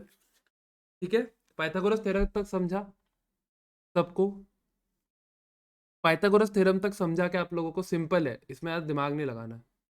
ठीक है, ये एक आध आपको क्वेश्चन पूछता है, इसलिए मैंने कॉन्सेप्ट बता दिया कि अगर इंस्टीट्यूट ने कुछ नया क्वेश्चन पूछा तो आपको ऐसा शौक नहीं होना चाहिए, ये तो पढ़ा ही नहीं, ये बेसिक्स है, ये पता रहना चाहिए। हाँ सर, अब रेक्टेंगल का बेटा कुछ भी नहीं है, ये एरिया ऑफ रेक्टेंगल, और ये मत ही ध्यान देना क्योंकि ये पहले था, अब आपके काम का भी नहीं है। पेरीमीटर और रेक्टेंगल हटा दो इसको। अब सिर्फ एक चीज ध्यान देना कि sum of all angles rectangle में 180 डिग्री होता है। देखो ट्रायंगल 1 2 3 4 कितना होता है, ये 90 का, ये 90 का, ये 90 का, ये 90 का, 90 इंटू 4 360। सिंपल, इसको ऐसा आड़ा करोगे, ये वाला आड़ा ही है, इसको आप ऐसा आड़ा करोगे और इसको आड़ा करोगे तो स्ट्रेट लाइन बनती है 360 की। समझा क्या, दो 180 का होगा, दो 180, ध्यान मत दो, सिंपल ऐसा समझो। एक और इसको सिंपल से आपको एक और ट्रिक बता देता हूँ जिससे आपको याद ही हो जाएगा, ध्यान देना इधर। ट्रायंगल को बीच में से काट दो, रेक्टेंगल को क्या करो, एकदम बीच में से एकदम स्ट्रेट लाइन बना दो। बना दी, हाँ सर। अब ये क्या हुआ सर, ये तो अभी अभी पढ़ा अपन, ये तो राइट एंगल ट्रायंगल होगा। क्या होगा, राइट एंगल ट्रायंगल होने वाला है। हाँ सर, तो सर ये एक राइट एंगल ट्रायंगल हो जाएगा। हाँ सर, और सर ये वाला एक राइट एंगल ट्रायंगल होगा। हाँ सर, दोनों एक एक राइट एंगल ट्रायंगल हो गए। अब दोनों राइट एंगल ट्रायंगल हो गए, राइट एंगल ट्रायंगल का सम 180 होता है, दो ट्रायंगल आ गए तो 180, सॉरी इसको कलर चेंज कर देता हूँ, 180 प्लस 180 बेटा कितना होता सर 360, तो sum of an angle of a rectangle 360, simple, याद हो गया। मैंने लॉजिक भी बता दिया, डेरिवेशन भी बता दिया और आपको चीजें याद भी करवा दी। लॉजिक भी बता, डेरिवेशन भी बता, चीजें याद भी करवा दी, तीनों चीजें कवर कर ली एक साथ। ठीक है, अब यही सेम चीजें लिखी हुई, एरिया लेंथ इनटू ब्रेड्थ होता। ठीक है, यही सेम चीजें नीचे लिख दी, इसलिए मैंने फिर से इधर काट दी। ठीक है, एरिया लेंथ इनटू ब्रेड्थ होता और perimeter 2 into length plus breadth. Perimeter और एरिया का क्या मतलब होता है बता रहा हूं। ये जो बाहर की बाउंड्रीज है ना, इसको बोलते पेरीमीटर। क्या बोलते? पेरीमीटर। क्या बोलते? पेरीमीटर। और एरिया का मतलब होता है ये अंदर का भी मटेरियल, ये अंदर का भी मटेरियल। बाहर की बाउंड्रीज पेरीमीटर, अंदर का मटेरियल एरिया। बाहर की बाउंड्रीज पेरीमीटर, अंदर का मटेरियल एरिया। अब लेंथ ब्रेड क्या होती है ध्यान दो, इसी ट्रायंगल पे ध्यान दो, इसी ट्रायंगल पे ध्यान दो। सर ये वाली जो टर्म है ये होती है लेंथ, और ये वाली जो टर्म है ये होती है ब्रेड्थ। लेंथ मतलब बेसिकली तुम समझो हाइट कितनी है, और ब्रेड्थ मतलब तुम कितने वाइड हो। लेंथ मतलब हाइट, ब्रेड्थ मतलब कितनी तुम्हारी साइज है, यू नो ब्रेड्थ के ऐसा। ये देखो ये एप्पल पेंसिल है, ये इसकी लेंथ है, जो हॉरिजॉन्टली और लेंथ है, और इसी चीज को ये जो मोटापन है इसको बोलते हैं ब्रेड्थ। ऑफकोर्स ये 3D फिगर है, 2D फिगर में इसमें डायमेंशंस भी होते हैं। लेंथ ब्रेड्थ, एरिया सिंपल है, लेंथ इनटू ब्रेड्थ। कुछ दिमाग नहीं लगाना यार, ये नंबर ऑफ डायगोनल्स का तो काम का भी नहीं है, ये तो जब आएगा तब मैं समझा दूंगा, पीएनसी में आता है तब इजीली समझा दूंगा। और अगर एक ट्रायंगल की, एक रेक्टेंगल की सारी साइड इक्वल रही तो उसको बोलते हैं स्क्वायर। जैसे वहां आइसोसिलस ट्रायंगल था वैसे यहाँ स्क्वायर है, वहां आइसोसिलस था, यहाँ स्क्वायर है। ठीक है, और अब ध्यान देना सबसे इंपॉर्टेंट क्वाड्रेंट्स। क्वाड्रेंट्स क्या होते, ये अपन जो आपका लीनियर इक्वेशन चैप्टर है ना उसमें ध्यान देंगे। लीनियर इक्वेशन जो आपका चैप्टर है उसमें समझते हैं क्वाड्रेंट्स क्या होते हैं। लीनियर इक्वेशन आपका चैप्टर है ना उसमें समझेंगे। तो यहाँ आपकी बेसिक्स की क्लास कवर होती है। क्या क्या पढ़ा अपन एक बार फटाक से रिवाइज कर लेते हैं। सबसे पहले आप लोग मेरे साथ बोलो, घर पे बैठे हो जहां बैठे हो मेरे साथ बोलो। पेरेंट्स को समझना चाहिए कि यार अच्छा मेरा बच्चा क्या बोल रहा है, सर पढ़ाई का कर रहा है। एक बार ध्यान देना, मेरे साथ बोलना फटाफट, एक बार अपन क्विक रिवाइज करते हैं। ठीक है, क्या टाइम हो रहा है अभी क्लास का? देखो ऑलमोस्ट 1 घंटा 22 मिनट हो गया। अपन एक क्विक रिवीजन करते हैं। क्या रिवीजन है ध्यान देना इधर। नंबर सिस्टम्स क्या होता है सर? नंबर सिस्टम्स में 3 नंबर्स आते हैं, natural numbers, whole numbers, integers. Natural numbers क्या होते हैं सर? वो नंबर होते हैं जिसमें जीरो के अलावा सारे पॉजिटिव नंबर्स होते हैं। होल नंबर्स क्या होते हैं सर? जीरो से लेकर सारे पॉजिटिव नंबर्स। इंटीजर्स मतलब सर नेगेटिव और पॉजिटिव सारे नंबर्स आते हैं, जीरो भी आता है। फिर सर एक चीज ध्यान रखना कि इसमें फ्रैक्शंस और डेसिमल्स नहीं आता है। क्यों नहीं आता है सर? क्योंकि नेक्स्ट है फ्रैक्शंस और डेसिमल्स अलग से होता है। फ्रैक्शन क्या होता है सर? A/B फॉर्म होता है, जिसमें अगर न्यूमरेटर बढ़ा रहा डिनोमिनेटर से, सर अपने को अच्छा नहीं लगता, अपन इम्प्रॉपर बोल देते, छी छी छी इम्प्रॉपर। और डिनोमिनेटर बढ़ा रहा तो अपन बोलते सर ये प्रॉपर फ्रैक्शन है। इम्प्रॉपर को प्रॉपर में कैसे कन्वर्ट कर, इम्प्रॉपर को मिक्स में कैसे कन्वर्ट करते, एक मिक्स फ्रैक्शन भी इम्प्रॉपर को मिक्स में कैसे कन्वर्ट करते सर? वो आपने 2 तरीके बताए। एक तो मिक्स को इम्प्रॉपर में कैसे करना, सिंपल है, मिक्स को अगर इम्प्रॉपर में करना है तो जो इंटीजर वाला डिनोमिनेटर है उन दोनों को मल्टीप्लाई कर देना, साथ में न्यूमरेटर ऐड कर देना, ये हो गया मिक्स वाला। सेम सर इम्प्रॉपर को मिक्स में कैसे करना, इम्प्रॉपर को मिक्स में कैसे करना है, सिंपल है सर, डिवाइड कर देने का, और जो रिमाइंडर बचा वो बनता है आपका न्यूमरेटर, और जो डिनोमिनेटर तो हमेशा फिक्स रहता है जिससे डिवाइड करना है, और जो ऊपर नंबर आता है, जो नंबर है जैसे फॉर एग्जांपल उसको डिविजर बोलते हैं, तो डिविजर जो आता है वो आपका रहता है मेन इंटीजर। इसका अपन एग्जाम्पल भी देखे थे सर, ये 2 पिज्जा खाने गए थे, 7/4 1 3/4। इसके बाद सर डेसिमल, डेसिमल्स पढ़ा था प्रभु अपन ने। डेसिमल्स में क्या होता है सर जी? डेसिमल्स बहुत सिंपल है, डेसिमल मतलब फ्रैक्शंस को लिखने का एक तरीका होता है। सर अगर हमें बोला आ रहा फ्रैक्शंस को डेसिमल में कन्वर्ट करने का, सिंपल कैलकुलेटर पे लिखने का, जैसे जो भी नंबर हो उसको डिवाइड कर देने का। अगला सर अगर उल्टा बोला रहा कि डेसिमल्स को फ्रैक्शन में कन्वर्ट करो, वेरी गुड, जो भी डेसिमल है पहले उसको डिवाइड बाय 1 लिख देने का, जितने बार आपका डेसिमल का पॉइंट शिफ्ट होता है उतना 0 0 0 डालते रहने का, ये हो गया डेसिमल 2। नंबर्स क्या होते हैं sir? Even numbers, odd numbers, 2 type के नंबर्स होते हैं। इवन नंबर्स मतलब जो 2 से डिविजिबल हो, ऑड नंबर्स मतलब 2 से डिविजिबल नहीं हो। सर आपने इसका एक शॉर्टकट बताया था, कितना भी बड़ा नंबर हो अगर आखिरी डिजिट 0 2 4 6 8 रहा तो 2 से डिविजिबल है, नहीं है, नहीं तो नहीं है। ठीक है, सिंपल। फिर इसके बाद सर एक बहुत इंपॉर्टेंट प्रॉपर्टी, जीरो एक इवन नंबर है वही 1, एक ऑड नंबर है। ये चीज में सर हम कंफ्यूज होते थे, आपने बता दिया, वेरी गुड। नेक्स्ट, अब ऑपरेशंस ऑन फ्रैक्शंस 3 टाइप के पढ़े थे अपन, एडिशन, सब्ट्रैक्शन, मल्टीप्लिकेशन, डिवीजन, 4 पढ़े थे बेसिकली। एडिशन एंड सब्ट्रैक्शन में क्या होता है सर, सिंपल है, अपन डिनोमिनेटर चेक करते हैं, डिनोमिनेटर सेम रहा तो डायरेक्टली ऐड और लेस कर देते, डिनोमिनेटर अगर अलग रहा तो दिमाग लगाते अपन क्रॉस मल्टीप्लाई करते हैं, पहले वाले फ्रैक्शन के न्यूमरेटर को दूसरे वाले के डिनोमिनेटर से, दूसरे वाले के न्यूमरेटर को पहले वाले के डिनोमिनेटर से, दोनों को डिनोमिनेटर को मल्टीप्लाई करते हैं। मैं बहुत फास्ट बोल रहा हूँ, प्लीज इस चीज को समझो। फिर उसके बाद multiplication division, sir very good, multiplication में डायरेक्ट नहीं मल्टीप्लाई करने का, दिमाग नहीं लगाने का। डिवीजन में सर सेम मल्टीप्लाई जैसा करने का, सिर्फ जो दूसरा वाला नंबर है उसको उल्टा कर देने का, कर देने का उसको उल्टा कर देने का। देन उसके बाद सर अपन ने बॉडमास रूल पढ़ा। बॉडमास रूल क्या होता है, bracket open, division, multiplication, addition, subtraction. Bracket, सबसे पहले ब्रैकेट खोलने का, उसके बाद ऑर्डर, पावर देखने का, जो भी आपकी पावर है रेज टू द पावर वाला, फिर उसके बाद डिवीजन सॉल्व करने का, उसके बाद मल्टीप्लिकेशन, एडिशन, सब्ट्रैक्शन। इसका अपन ने क्वेश्चन भी देखा सर, आपने एक क्वेश्चन नोट्स में भी दे दिया। फिर उसके बाद अपन ने बेसिक प्रॉपर्टी देखी 5। सबसे पहले A plus B whole square क्या होता है, A square plus B square plus 2ab, basic property. दूसरी वाली ए स्क्वायर, सॉरी उसके बाद वाली प्रॉपर्टी क्या पढ़ी अपन, A minus B whole square, A square plus B square minus 2ab। फिर सर एक इंपॉर्टेंट प्रॉपर्टी बताई थी आपने, A plus B into A minus B होता है A square minus B square के। फिर अपन ने सर क्यूब वाली देखी, A plus B whole cube क्या होता है, A cube plus B cube plus sir 3 को पहले ए को इज्जत देंगे 3a square B, plus B को इज्जत देंगे 3b स्क्वायर ए।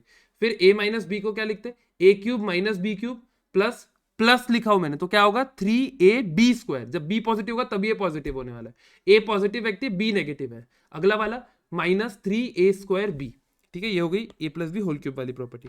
फिर सर आपने ट्रायंगल बताया था, ट्रायंगल सिंपल है सर, तीनों एंगल का सम 180 डिग्री होता है। अगर तीनों साइड सेम रही तो इक्विलैटरल, दो साइड सेम रही तो आइसोसेलेस। सर तीनों साइड सेम नहीं रही तो ध्यान नहीं देने का, उसको सिर्फ ट्रायंगल बोलने का।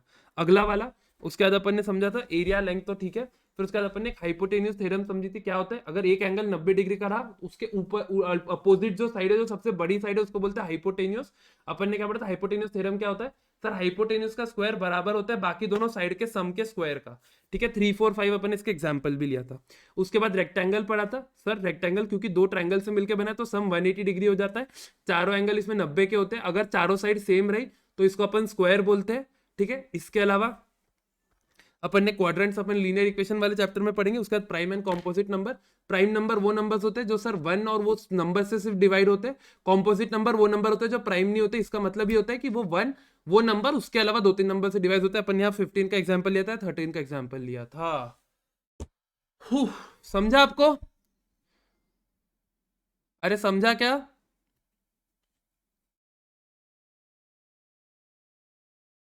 समझा आपको? मैंने काफी क्विकली एक फटाफट बताया। समझा आपको ये चीज?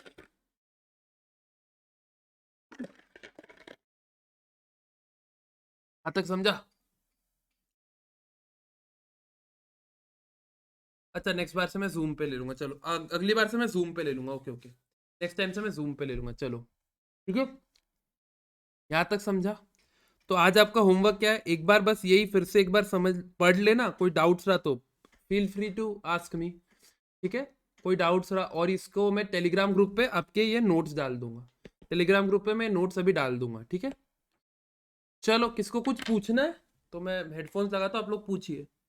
किसी को कुछ पूछना है तो एक सेकेंड। हाँ, अब किसको कुछ पूछना है तो पूछिए।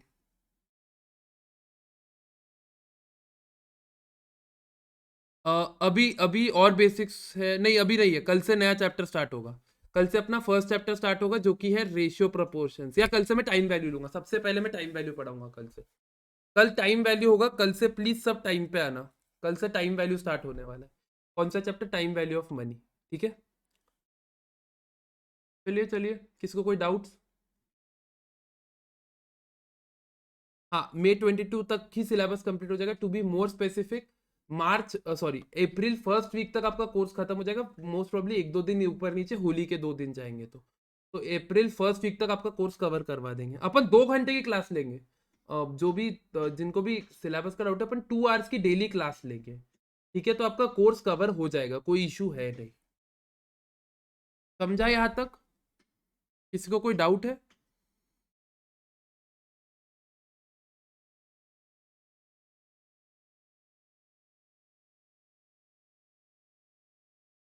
डिफ्रेंसिएशन करवा दूंगा मैं, लेकिन प्रैक्टिकली मैं करवा भी दूंगा, मैं उसके यूट्यूब पे ही वीडियो डाल दूंगा। मतलब वो वर्थ तो नहीं है चैप्टर एग्जाम पर्सपेक्टिव से, लेकिन मैं उसके यूट्यूब पे वीडियोस डाल दूंगा, क्योंकि आपको सीए फील्ड में भी कहीं काम नहीं आने वाला। वो तो सिर्फ इंस्टीट्यूट ने डाला हुआ है, इसलिए मैं डाल दूंगा उसके यूट्यूब पे वीडियोस। ठीक है, चलिए, चलो फिर मैं आज की क्लास खत्म करूँ। तो बाय बाय बाय एवरीवन।